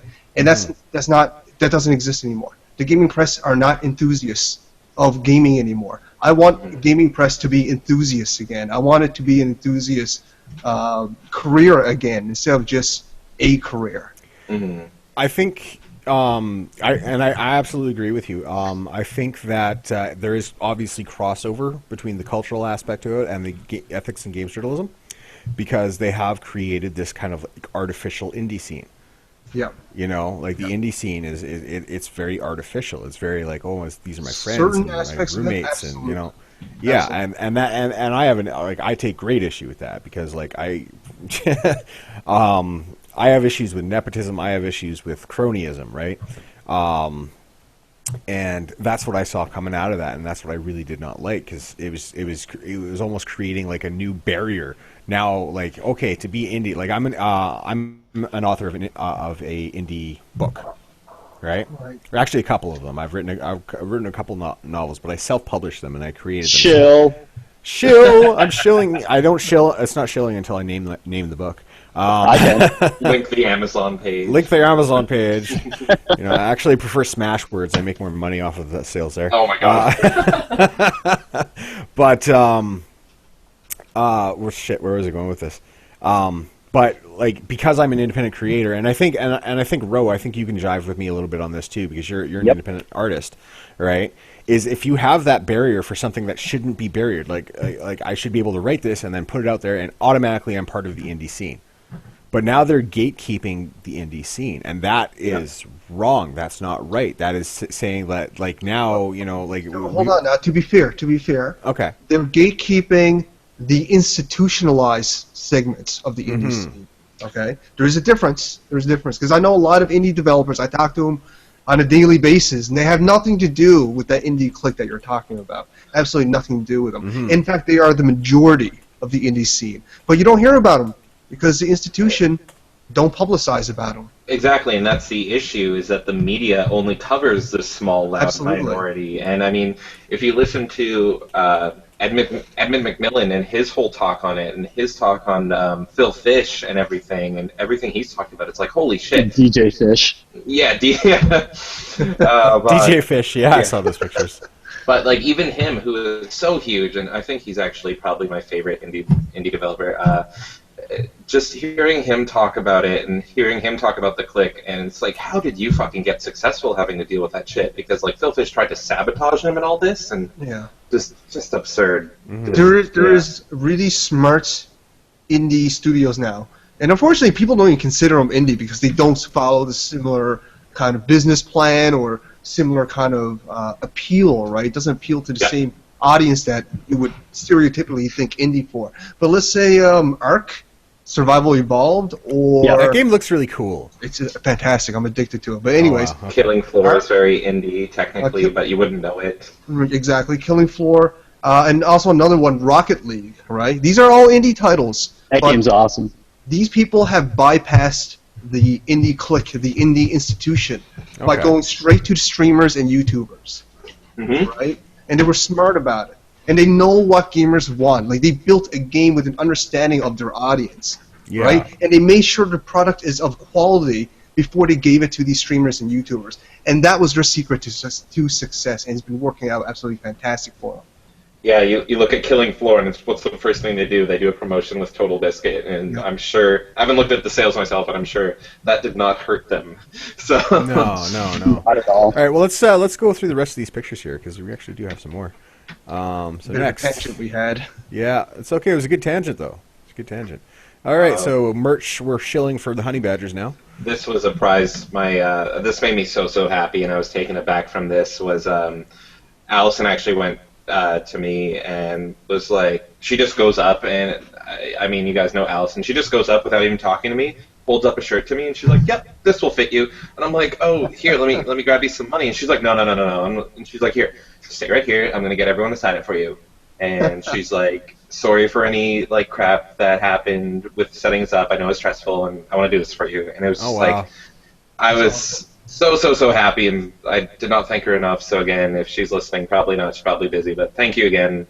That was so humbling and awesome of her. I have it hung up right next to my Rob Zombie signed shirt, so that's Nice. how important this shirt is. Just as Nice. important as Rob Zombie to me. So. Yeah, you know what? Like, just actually, it's funny because one of the things I noticed when I was hanging out with him is that Mike is the only one even close to me in height. Oh yeah. It was on this stream. They all gave me a group hug, and I'm like, "Holy crap! I am like a foot taller than all of you." I feel like Gandalf with the hobbits, pretty much. Like. Yeah, pretty much. No, Mike, Kieran's pretty Dr. tall, isn't Randomer she? Cam. He was the only one that was close to me. What's that?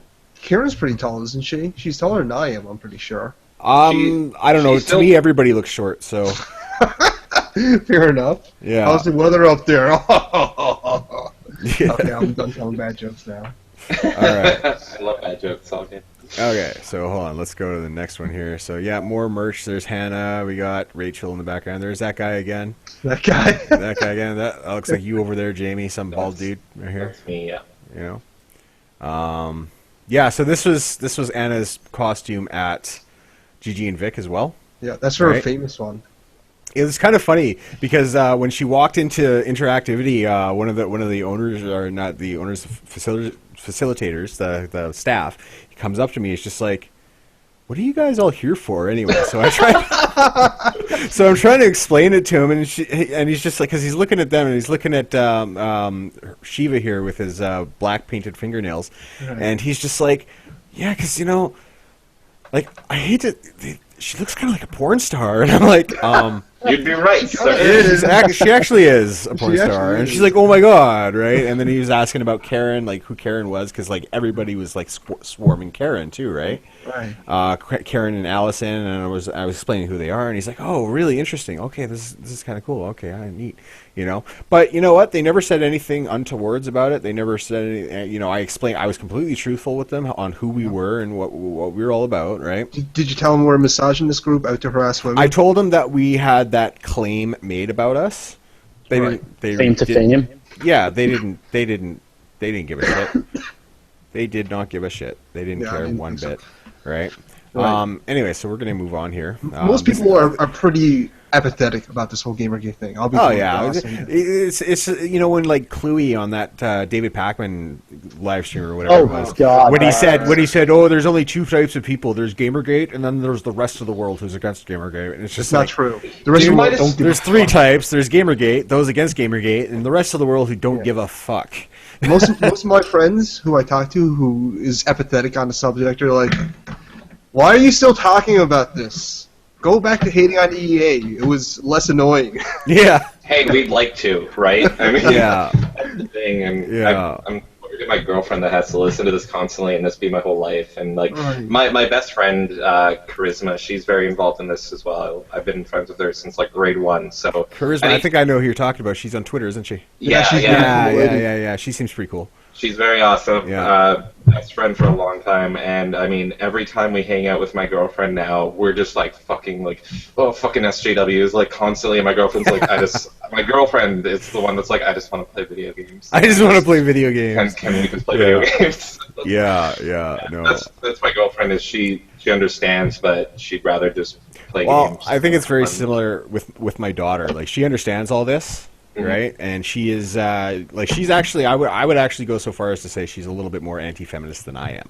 She's Oh, 18, wow. right? So she should be pretty clear-headed about these kind of subjects. What? Sorry, say that again. I said she's 18, isn't she? Yeah. She should be pretty like clear on the subject. I'm Oh, sure she knows. kids are She, talking about she it. knows what's going on. Like, this is the issue with her freaking teacher, her creative writing teacher, Oh, I who see. would not let her. She wanted to do an essay because she had to do a freeform essay, and she wanted to do it on Shakespeare. And then her teacher came up and said, only if you talk about how racist and sexist he was. Oh, that's And great. Wow. and she was like, what? Like. That isn't dictatorship at all. I would even talk to her. I'm like, I don't think she's allowed to say that. I don't think she's allowed to do that. If it's a free-form essay, it's on your choice. Absolutely. You could freaking have it on anything, you know. Technically, I could write about Hitler being a really nice guy and no one talking about it. I mean, Yeah. I would agree with my own writing, but I Yeah. could. Yeah. You know, just That's saying. going to be But- taken out of context. Oh yeah, no. Jenny McDermott's going to be on the stream any second now. Oh God, I just don't say her name 2 more times. We might summon her. All right, so I'm going to go next photo here. This guy has the most epic beard. Like, Teddy Bear was talking about gingers, man. I dare you to go up against this guy, Teddy. I ended up talking to him for most of the party. Yeah? For a lot Really? of the How was party. he? He's a really cool dude. He's a fucking stunt driver for BC, Oh, like movies and stuff like that. Oh, you know what? I bet you. I Yeah. bet you anything. Him and I might know some of the same people. Probably, but he's Interesting. like a stunt driver. He's done big movies and Okay. TV shows. I don't remember anything specific now that I think about it. But Yeah, well, because I work with a guy who used to be a stunt driver for like BC film industry. Like I've got my IATSE certification as well, right? Like I can legally work in the film industry Right. here, right? Or not certification, my union membership, but you know, and that's how I actually know some prominent agros is because of that, right? So me and this Nepotism. guy Nepotism. actually, we red pilled a couple of bro dudes out when we were having a smoke. some bro dudes. You mean Yeah. bros? Well, the BC meetup, right? That was happening same time that there was a wedding party. Oh, what, okay. what happened? Oh, I gotta hear the story. And the wedding, like, there was, you know, these are just average everyday bros and sisters and all that stuff, right? But these 2 guys came out. They were total bro dudes. You know what I mean, right? Like, sports fans and hooray, hockey and all that kind of stuff. You get what I'm saying, right? But they didn't have any idea what this Gamergate thing was. And one guy was bummed the smoke off of me, so we ended up talking with our bearded friend here.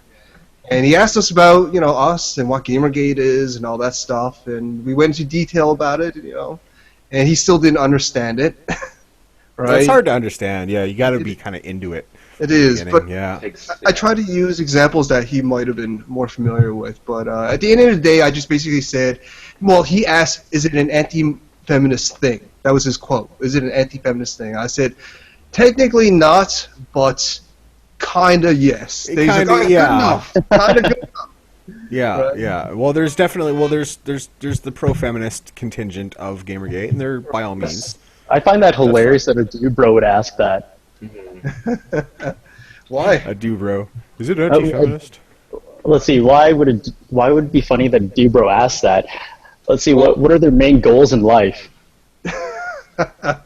Getting all the Doesn't make achievements in sense. Madden. Fuck bitches and get money, right? Pretty much. It was like one of those kind of guys. I mean, he was a perfectly fine dude, right? Like, don't get me wrong. Yeah. Well, yeah, That's cool, okay. when you're just hanging out with the smoke, the things that will come out, right? Yeah, exactly. One of my best friends came to me the other day, and I mean, this has been my life for the past, 10, 11 months now, and I'm just talking casually, and then I realize he's never heard what Gamergate is, and I just, like, kind of facepalm, I'm like, oh, dear God, and my friend loves politics. He loves all that stuff. He's a very intelligent guy, and he's like, tell me everything. Oh, And I nice. like immediately get a headache. But I'm like, I just sent him all the links, and I actually sent him like anti-links as well. So I'm like, you can make up your own mind. And like a week later, he's like, I watched everything, I read everything, and he hugs me, and he's just like, the power. He's like, the power of nerds. It's unstoppable. And it's like he's a geek as well. He's more of a like book geek, and yeah. So we've got another dozen pictures or so to get through here. Guys. Oh, So God, we should okay. probably start like, okay, more merch. Okay, that's good. Yeah, good. I love the look on Karen's face. Someone tried to meme that actually. It's like just the look at the Anna's like just like totally creeping her. Like, you know that Anna's hand is up her ass or something. Like it's just That's probably what's going on. you know, Hannah's looking all innocent over here. You know, like it's just sorry. Anyways, you know, and then this guy just smiling. Somebody actually did meme that. Like they cropped out Kieran's face and put it on everyone else's in the photos. Oh yeah, I saw It was that. I saw that. hilarious. I didn't see that Okay. one actually. I just saw it say so triggered weird. underneath. Okay, so So these good next stuff. pictures I think are more of Lauren. Yep. Okay. I love her facial expressions. I don't know why. She always like does this like All right. like a You kind gotta- of her own little derp face, you know? Mhm. As a puppy dog. Feeling look to impressed. it. There it is again. And there's Honey Badgers plus Lauren and this guy. And this guy. Red face. Red face. He's like the reject from the Blue Man group. He's also, was he dressed like a chauffeur? I heard some people say that. I'm not sure. I need to look it up, but I'm pretty Okay. sure like if you find him on Twitter, that's like his art of it. So Oh, there there's you go. you. Here we go. There's Alder. That's not me. What are you talking about? Is I it? don't know who that guy You is. just hold on. Oh, no, I can't read it. I can't prove whether or not that is you or not. This is, Dude, here's your don't prove. address, and here's your list of fears. Okay, all right. I can't prove it, but either way, you know, there's that. Just blurry picture with like Lauren and a bunch of people. There's the Zik. He's from GG and Vic too as well. He's met him a couple times. Actually, interestingly, when we had the very first GG and Vic, which was like a month or two before the main one. It was just me and Ro. And I remember that. yeah, it was just me and Ro and Hotel and Kieran, right? And the four of us were the only ones that met up. But so we thought that it was a much smaller population in Vic than it ended up actually being. Mind you, I think the Honey Badgers brought a lot of the people out as well. Right, because some people that were there specifically to meet the Honey Badgers, like that the girl with Anna, for instance. I think she just went there specifically to meet Anna. Right, I'm not even sure if she knew what Gamergate was all about. I'm like, I might be Oh, wrong that on little that. Asian but- girl? What's that? The little Asian girl? Yeah, the high energy Asian girl. Yeah. Yeah, Have you spoken to the man on the left since GGinBC? yeah. I actually Okay. hung out with him the day after. Okay, perfect. Yeah, Because it was a bit worrisome because he kind of just went and was excited, and then he didn't really know how to get back, and so. Oh I yeah, found, no. I found him a buddy to like send them back with, and That would have been Q. That was Q, wasn't it? Yeah, that So, was. yeah. I think the buddy was Q. Yeah, because I met with both of them just after. Literally, they got back on the ferry, and they're like, "Hey, EJ, do you want to meet up?" And I'm like, "Yeah, sure, let's do it." Yes, Because I wanted to hear about what happened, right? I was a little scared because I kind of just sent him off into the Oh yeah, unknown. no, he was good. He was good to go. Right, and then I think we got one more picture of Jamie here. Yeah. there we Oh go. god, that's a lovely photo. I'm Right, just and getting then- swooned by Andrew. That's fine. And now we got like the group photo of a whole shitload of people. Right? This guy looks like he's like praying to the Viking gods. You know? Right? Yeah, that's totally a chauffeur, man. Look at him. He's got the button jacket too and everything. Yeah, he's totally a chauffeur. So we had the group photo there. Obviously, this is not everybody that showed up. Some people didn't want to be on camera, I would imagine. Yeah. Right? Yeah, there's a lot more that just stayed inside and Yeah. ate their food. And Teddy Bear is going to hate me for the next picture, I think. Actually, no, the next picture he's going to be pretty cool with, because now we're on to the GG and Vic pictures, the three pictures that we have. Yeah, so there you go, Teddy. There you Doxed. go. Doxed. He's so worried about appearing on camera, right? But What is he, like the president of the United States? What does he have to hide? I don't know. I'm just kidding. I'm just kidding with you. It's very I get interesting. it. I get it. This girl in behind him here, she was here. She was there with Richard Heathen, and Richard Heathen is I think he's actually with the Libertarian Party. I'm not 100% sure. But Yeah, he said he's with the Libertarians. yeah, he was with the Libertarians, and they were actually making a documentary. I think having to do with the honey badgers somehow, because they actually did pretty lengthy interviews with both Karen and Allison. Oh, nice. Yeah, that's all he was there for too. Yeah, that's all he was there for, right? But I actually talked to her quite a bit, and fucking like she's got like visual the really cool thing about this meetup is I actually made a lot of contacts that were all interested in the film industry in one aspect or another, right? And, Or just independent artists. or just independent artists, that kind of thing. And I talked about the possibility of collaborating on something in the future, and a lot of them seem pretty well into it. So I do want to explore that a little bit further, and then we'll go to the group photo. Now, That's very cool. Oh, whoops! Sorry. Oh God, what have you done? Now, there's a story behind this photo. More I'm sitting in the back. more importantly, why I'm not in it. I'm assuming you took Because the photo. when We're smoking. about it was like literally about 30 seconds before this photo was taken, I walked past here. Karen was sitting right here. I said, "Hey, Karen, do you want to go for a smoke?" And she's like, "Yeah, sure. I'll be right out." And then Ro and I went outside, right? And then we were wondering what was taking them so long. And then Karen and this woman here. I don't want to name names, unfortunately, but yeah, Karen and this woman here both came out. She was really cool though. This chick was awesome. They came out and they're like, "Yeah, we got suckered into a group photo," and I'm like, "I missed the group photo." Okay. Photoshop yourself in. My bad. I Yeah. dropped. What's going on here? Why is my Skype acting up? You guys. Alder dropped from it by accident, so I just resent him a link. That's all. Okay. All right. Okay. Cool. All right. Thanks, guys. Sorry about that. Go ahead. It's all good. But it ended up pretty good. This is that filmmaker, that guy, right? A lot of these guys are really cool, right? They came out more than I expected. Once again, here's the Asian girl. You can see her all high energy there, right? I want to say that like some of us had really really fucking good nights. Yeah. Some of us had extremely good nights. Mm-hmm. I like your. That's not the original photo. That's not the original photo because we're on a live stream and I don't want to get in trouble from YouTube. But yes, yeah. And I don't want to name names, but totally her.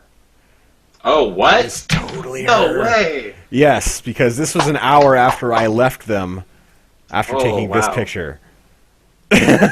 Really? Congrats to both of you. Congrats to all three of them, actually. Yeah. So that was that. That was awesome. But holy crap! So this is actually ending up a little bit longer than I intended because we have two more things that we wanted to take care of. All right, let's get through them then. Let's get through it now. Gawker. Oh boy. Oh boy, indeed. We'll be Gawker. here for 7 hours. Let's just sum it up. Gawker's gonna die. We're all gonna celebrate. Burn motherfucker. They are rebranding apparently. They will reboot on Monday, a week and a half after publishing. Whatever that will be rebranded as, I'm gonna be shitting all over it come Monday. I'm excited. I put so many time off just for Monday to shit on Gawker. Let's hear the whole thing because what's interesting to me is doesn't this rebranding thing kind of seem like a last ditch effort to save themselves? But I don't know if you want to read the article. Well, here's the thing. I think they found a loophole with their liability insurance.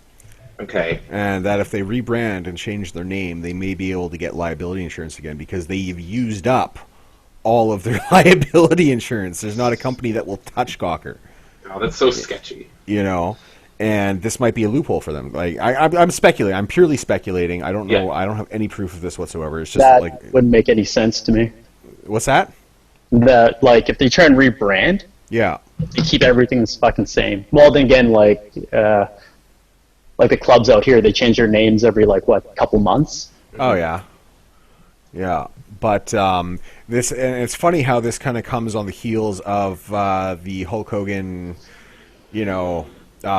This weekend, WrestleMania. Oh my God, dude! Like they've what happens is they're falling apart, man. They're falling apart at the seams. They've got the editorial staff are turning on the management, and the management saying, "Well, you guys can leave, and here's a pretty cool like severance package, by the way, you know. So shut the fuck up." But it just I don't know. Like I don't trust them. Right. I'm willing. Here's the thing: if they say that they wanted, or what is it? He told 15% nicer. I think that was 20% nicer. Something like that. He told staffers like that they're going to be 20% nicer than their previous iteration, and it's just like, what the hell does that mean? How do you quantify niceness? Nicer. Just the Yeah. fact that you say that Quantify shows it just shows how much of an asshole you are. Like, Yeah, yeah. Just say we're going to be more ethical.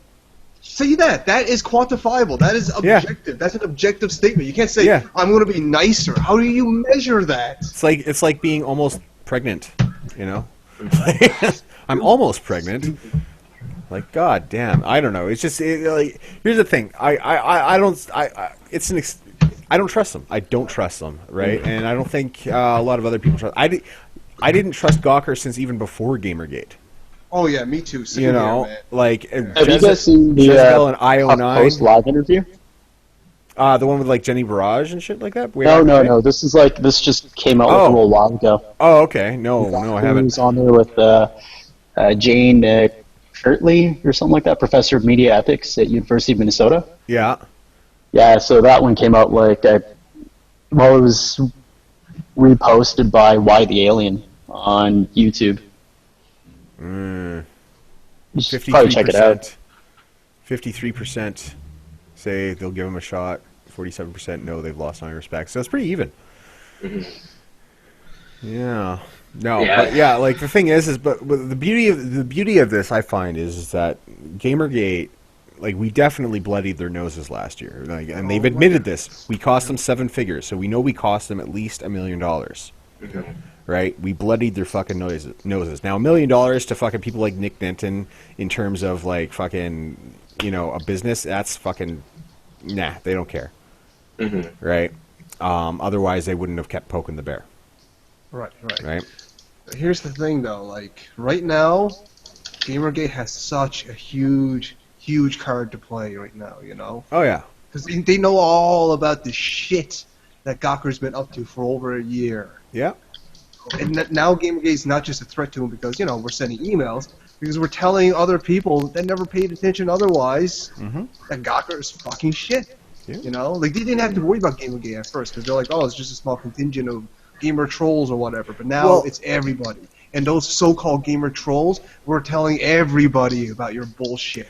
Well, the other thing being is like trolls, I find in my experience, they tend to work independently. Right. They don't really team up. They don't do anything like that. Gamergate, especially now that we've started doing meetups. Right. Okay. Well, I'm not saying Gamergate is an internet. Oh no! I'm not saying that either. I'm just I'm leading up to something here. Just give me a second, right? Okay. Go ahead. We've formed like even before we had in real life meetups and stuff like that. We had social networks all over Twitter. You know, we've had where's my Twitter? God damn it! Sorry.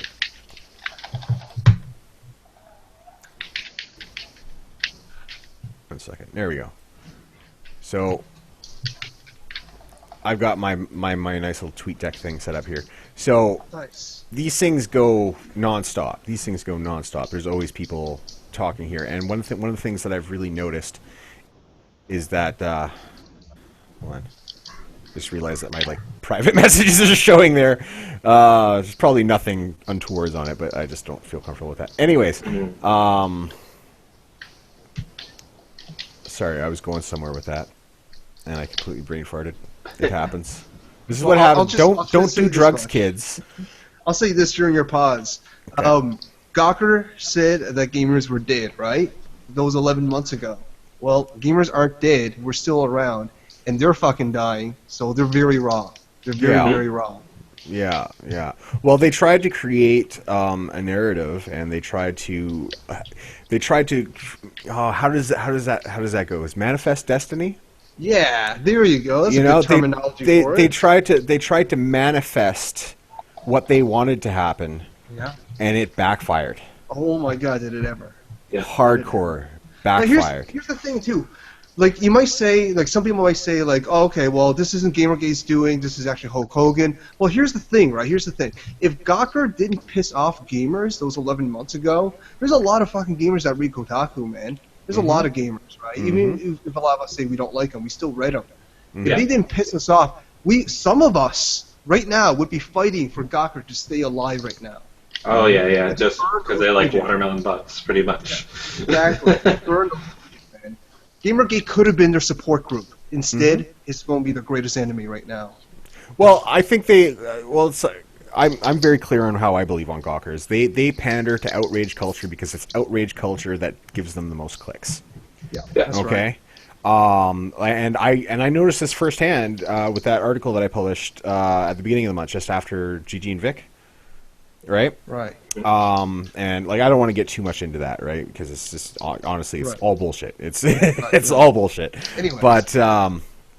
But the reality is that I did notice that the majority of clicks were coming from outraged SJW trolls. Yeah. Right, and this is coming straight from my analytics. I'm just like, Gamergate got a hold of it. They looked at it. They're like, hey, this is really fucking stupid, and they moved along. Yeah.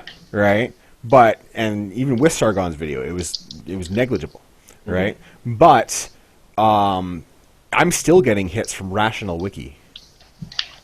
Wow. I'm still getting hits to that article. Okay, it's been almost 3 weeks, and I'm still getting hits. Okay, that's a long shelf life.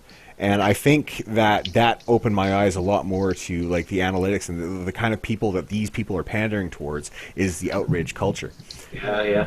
Well, it's called clickbait for a reason, right? Exactly. That's all Gawker does. Absolutely, right? So, and there's definitely like we have our own clickbaity kind of people on our side too. If you look if you look at Ralph, if you look, even Milo, everybody, like, a lot of people love Milo, but the thing is you got to be. Some of the stuff he says is a little bit okay. Look, Come on. Here's the thing though, like Ralph and Milo, especially Milo, he doesn't say like I'm an objective journalist. He never said that.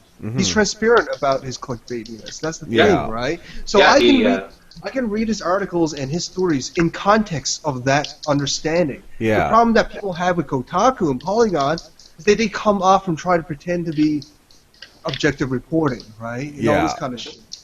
Yeah, for sure. And that's and that's basically it, So I mean, we've got Gawker fucking falling to shreds now, and obviously they still got money. Right, Of course. Because they've got. I think their entire board is made up of venture capitalists, to be honest. Right.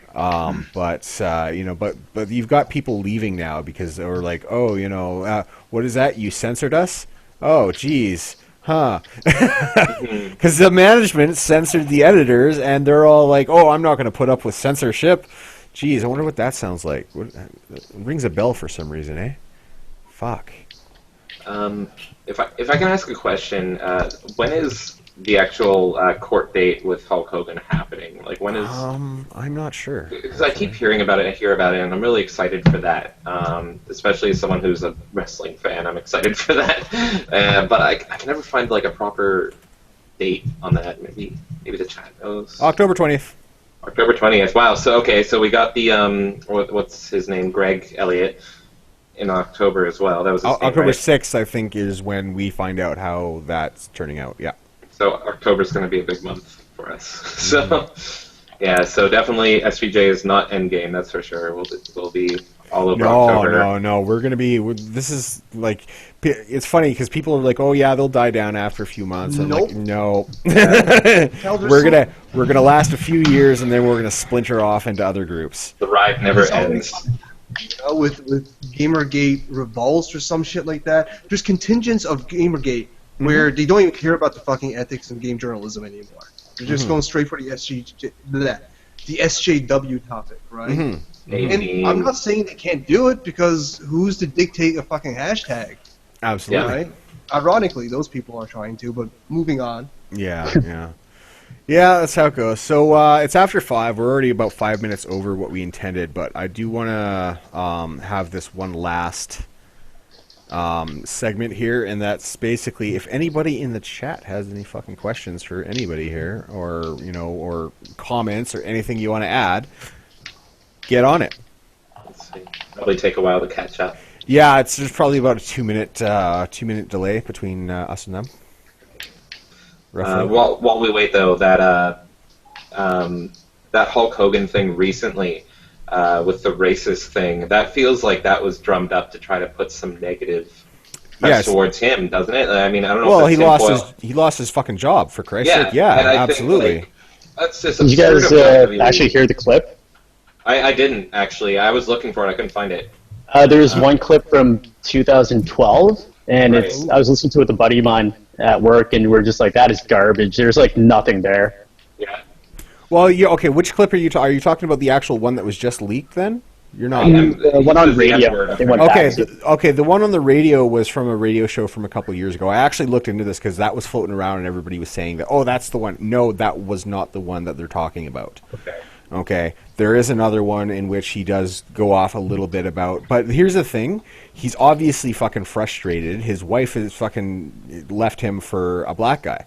Yeah. Right? He's calling the black guy that his wife left him for names. What makes me so mad, and I was really hoping this wouldn't happen, but Booker T, I don't know if you guys know wrestling, but Booker T... I know who Booker T is, yeah. Okay, yeah. Booker T, like, shat on him for this, and it's like, fuck you. You called him the N-word on WCW Nitro.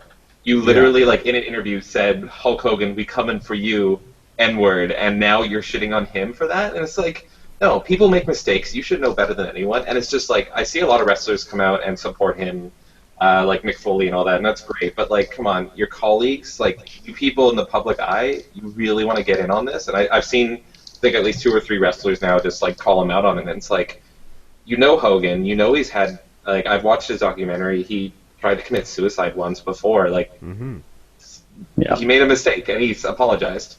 He's continuously apologizing. It makes me so mad. Kind of like the whole thing with Kramer, fuck, I forgot his actual name, but... yeah, I know what you're talking about. Like, I saw that entire heckling, man. Like, the time where those dudes out from the balcony that was heckling him, it wasn't because they were black, it's just because they were heckling him, and it was the first thing he could think of, right? And this is the same thing with Hogan, right?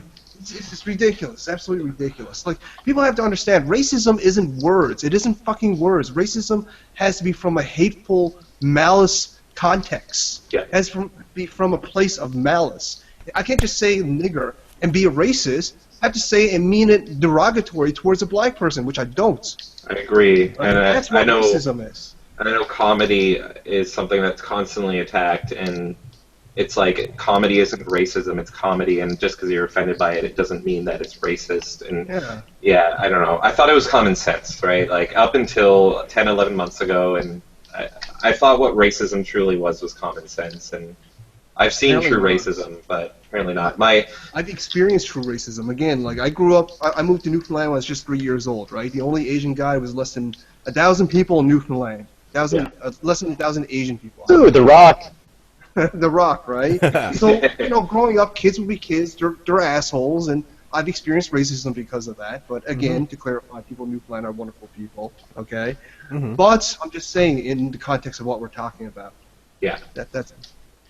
Well, one final thing from me on this before we go in questions is I trained to be an actor way before I got interested in working on video games. But my acting teacher, who I loved, and he's passed away. But one thing he said, and I would direct this to any people that thinks they know what racism is and they get outraged. He said to me, if you're white and you don't understand racism, you don't truly understand it, go to Quebec. Because Quebec's the worst. Yeah, he worked in Quebec a lot, and he's like, I didn't understand racism until I went there. And you don't get served. You will get charged more. They will, you can feel them looking at you. You can feel hate. Isn't that more of like a language thing, though? I know people who speak English get treated pretty poorly there. Yeah, they don't like people from the outside. And it's like, I don't even care about that. Like, if they want to be that like snobby in their own culture, like whatever. Like, and obviously they're not all like that. But like, just hearing his stories about going to Quebec, and it's like, yeah, that's actual like people treating you like shit because you're somebody different in a different country. Okay. So yeah. Anyway. All right. So yeah, let's get on to these questions here because somebody's asking how big my dick is. Okay. And well, I just want to throw this out there that when I get a hard on, I pass out because all the blood rushes out of my head. oh, Ha ha! You'll never be able to tell.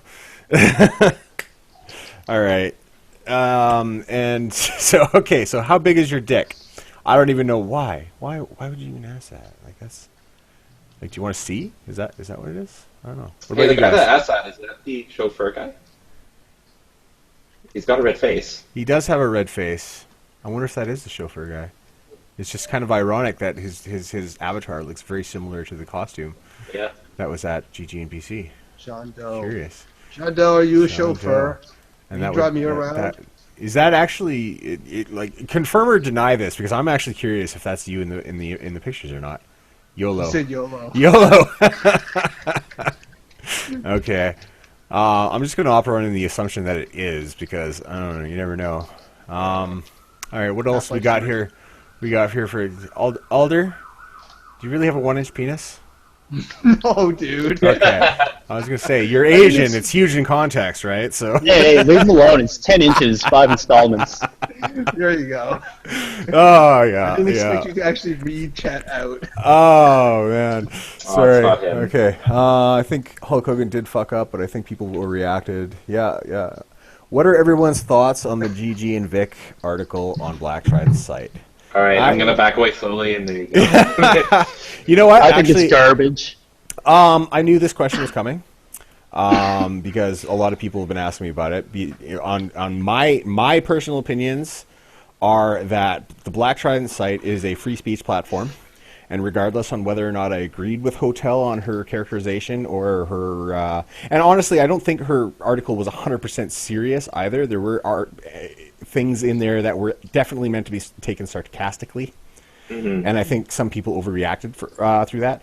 But I The think only thing about that article was I was a little bit agitated at the date and time of. Oh release. yeah. You were more upset about the date and time. The reason being because you felt that it would overshadow GG and Vic and GGinBC, and I don't think it did at all. It didn't, luckily. But I was like, exactly. why are you releasing this today? Right. The party is today. I think Sargon definitely jumped the gun by making a freaking 20-minute video about it, but Yeah. what are you gonna do? What are you gonna do? He wanted to prove movie Bob wrong. Yeah, So- and there's a lot of people that are suspecting Hotel of, actually being an SJW. And if you look at some of her quotes and stuff like that, it's really easy to see why they thought that, whether she was joking or not. Yeah. That was, obviously that's going to set people off. That's going to do that kind of thing. So she didn't show a whole lot of foresight on that matter. But at the same time, she's entitled to her opinion. I let her post that through the website. And that's that. And that's really all there is to it. Mm-hmm. To be honest, it gave it. There's an entry on Rational Wiki about that article by Ryu Long of all fucking people, right? So I started really, I learned a lot. I learned a lot about how the media on both sides of the coin operate. I mean, just look at the Bucks Day. What's his name? David Pacman interview. Oh my God. Yeah. Right. That's a perfect example of what you're talking about. Yeah, outrage culture. Yeah. Yeah, outrage culture. And it definitely stoked that whole area of outrage culture because of just like I'm looking at the hits, probably about 80% of the hits came from like feminist sources. Right? And it's not because there are more of them, it's because they're more easily offended. Yeah. And they're like, oh, well, look at this person. But the thing is when you're communicating via text, via email, via all these things, right? You're only communicating at a maximum of 2% of what we're capable of communicating with. you're missing out on intonations in the voice. Like we can pick up on intonations during a live stream. We can hear emotion in each other's voice, but you can't see body language. Body language has a huge part to play in human communication. Ruined my dick right now. Yeah, exactly. Like you could fucking masturbate, and none of us would ever know about it until you fucking blew your load. It's only because I shut. Can I get away with that on YouTube? I hope so. You can get away with a lot. Okay, Yeah, all right. You're fine. Okay. Okay. All right. So John Doe says it is not him. That's too bad. Yeah. So he'll be a mystery. We will believe you for the time being. For the time being. The hat was missing. So yeah, archive of it. so the long and short of that article is that while I will disagree with Hotel's characterization of what was going on, right? I can't say for certain that she was necessarily wrong to say any of that. The reason being is because she was coming from a position from within her own emotional state. Right. Right? So she's definitely entitled to say all of that. Right. And we're entitled to disagree. And that's basically all there is to it. Can I speak my mind a little bit about this whole situation? Yeah, Just a little by bit? all means, by all means. I liked Hotel and all that stuff. She was a fine person and all that when I first met her. But around the end, when all the controversies start kicking up a little bit, I'll be completely frank with you guys. She was playing it up. She was playing it up. She was playing it up. I Yeah. could tell she was not just trolling, the tag. She was trolling us as well, and that was really fucking annoying, right? Because you couldn't know. Yeah, you don't know whether to trust her or not. So yeah, that's exactly. understandable. She was the fucking organizer, and I wanted nothing but a good time, right? I was so looking forward to it. I was really into this whole GG thing, and I wanted to be confirmed that these are normal, everyday people. So again, I was really looking forward to it. Yeah. And she was not showing that she was a normal, everyday person by the way she was reacting. But you know what? Regardless of all that, both of the meetups they slid like butter, man. They both went off without a hitch. Everything worked great. It did. You know, It really way better than I ever expected. I was expecting a hell of a lot more trouble. And if I can, sorry. Yeah, You go go ahead. Go ahead. Okay, well, if I can say some good things, I mean, she did start GGinBC, and which was awesome. And very, very, very early on, she pretty much said that I can take over that, and I asked for permission. And I was very grateful because it was going to be small, and I was like, Hotel, I can make this bigger. And she said, go for it, and I'm really thankful for that. I've hung out with her in my streams before. She watched me play a Twitch game. That was a ton of fun. So she was an awesome person, and I think she just, one thing or another, turned her off of Gamergate, and that's just how she handled it.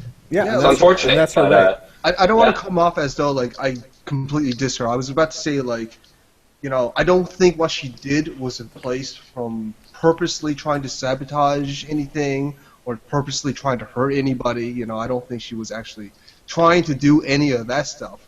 Yeah. But No. as you said, she was definitely going through some emotional stuff, right? I'm not gonna talk about. I have nothing. I don't know what was going on in her personal life at the time. I wasn't very active in the Skype group at the time. Right, Okay. right. It wasn't until oh hey, she's backed out that I'm like, oh shit, okay, somebody's got to take over. I'll step in.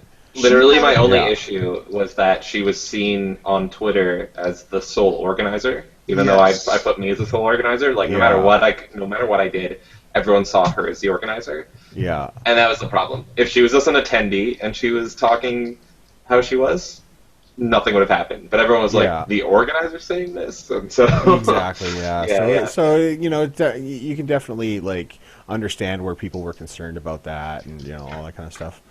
But it happens. Yeah.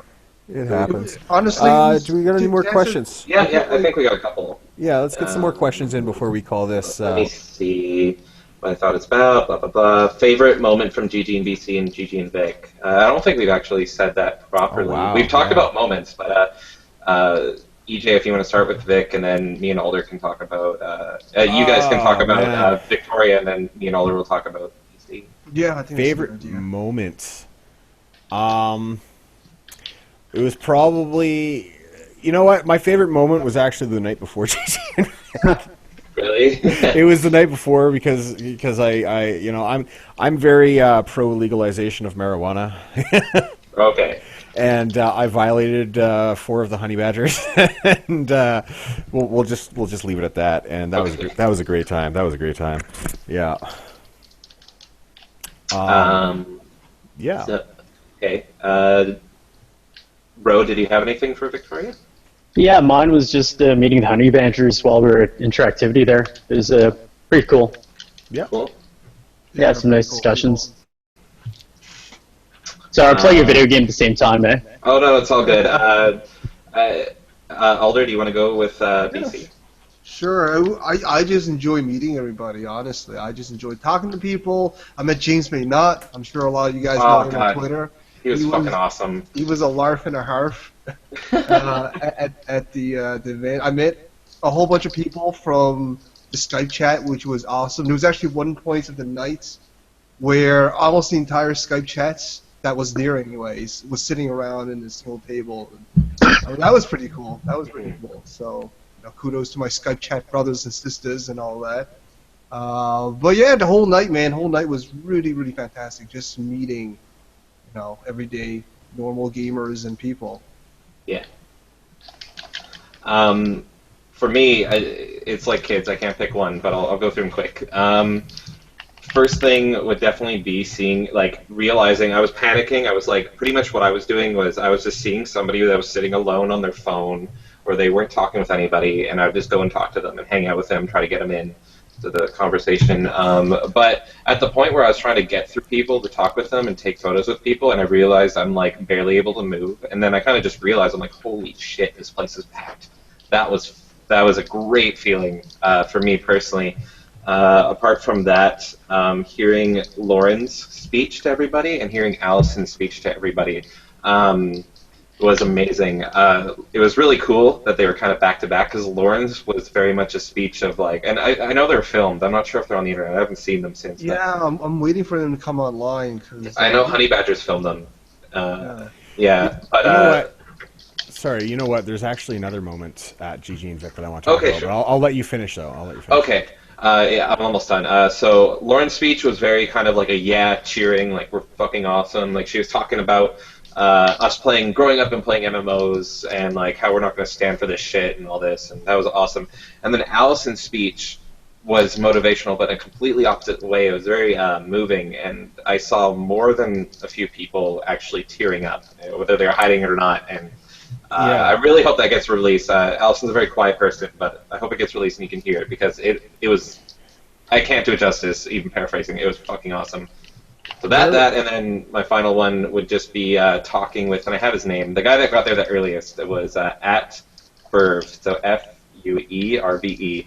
Just talking with him, and he was a very down-to-earth guy, and he was just saying thank you for doing this, and how awesome it is, and how great it is to meet these people. And it was kind of my reflecting moment. Everyone kind of left, and it was just me and him just hanging out and talking about how it went. That was awesome. So yeah, lots of moments, but that was probably nice. My tops.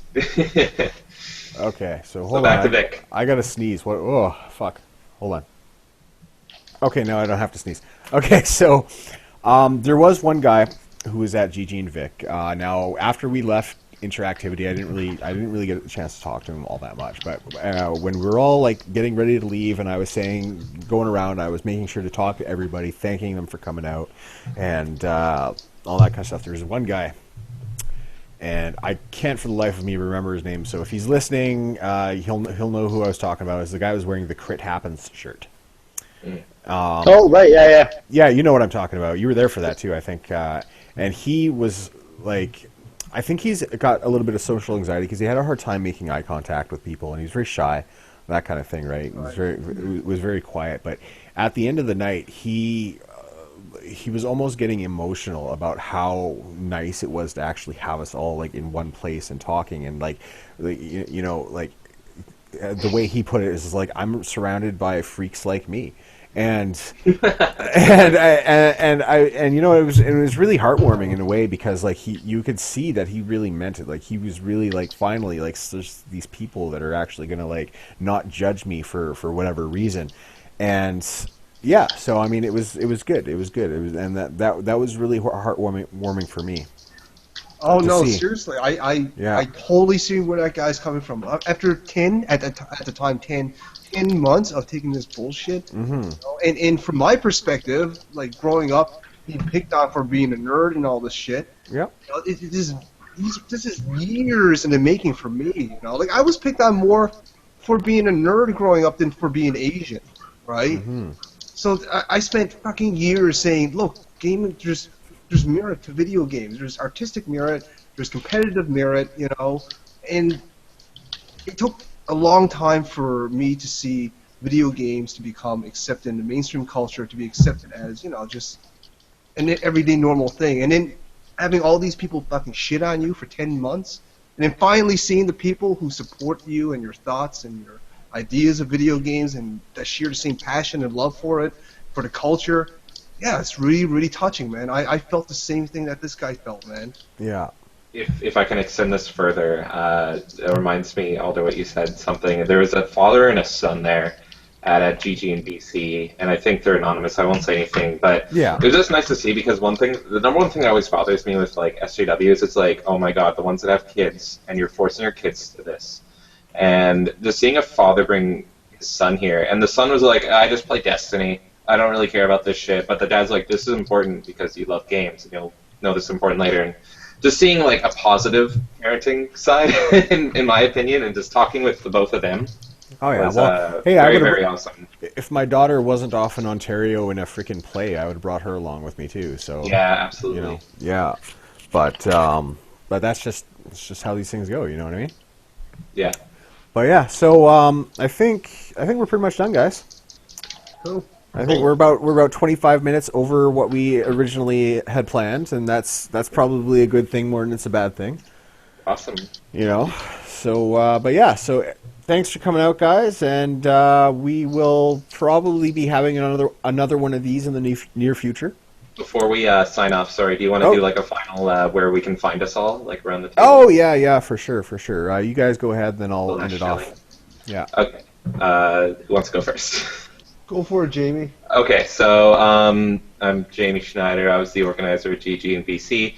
This was a ton of fun. I hope to come on again. That'd be awesome. So you can find me at Korig on Twitter, at KORIG, and then sometimes I stream on Twitch, so twitch.tv/DarthKorig, all one word. It's all linked on my Twitter. You find one, you'll find them all. And that's me. Go for it, Ro. Oh yeah. Ro doesn't want to be known. Yeah, well, no, actually, yeah, no, I just got onto my Twitter again, finally, because I couldn't remember my email for the longest time for this account anyways, for my GG account. Yeah. It's just ROEVERM. Yeah, Twitter there. Yeah, Roverm. And yeah, pretty much. That's the best way to get a hold of me, but I didn't really say much here this stream. I've been playing video games. Yeah, I can hear it. Good reason. Good reason. Video games are great. But for me, I do the YouTubes. If you like PC games or hidden gem games or indie games, check out my YouTube channel at Aldershot, ALDERSHOT, spelled the way it sounds, 8008, right? My Twitter is also by that handle, Aldershot8008.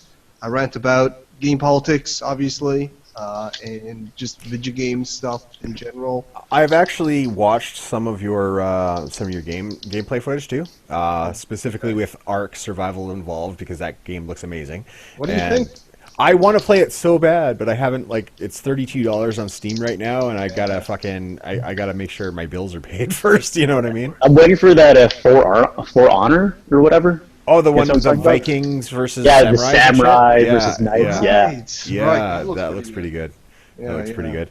And what is it? You're also playing the Long Dark. That looked that game looks pretty decent too. So. Yeah, it's a Vancouver-made early access. Oh, I didn't know survival it was game. Vancouver. Oh yeah, the devs are really cool. You know, I talk to them sometimes, not often, but every now and then, over Twitter or on the forums or something like that. But good guys, man, good guys. There's a lot of talented developers in Vancouver, actually. A lot. Yeah, of well, them. it's a tech city, right?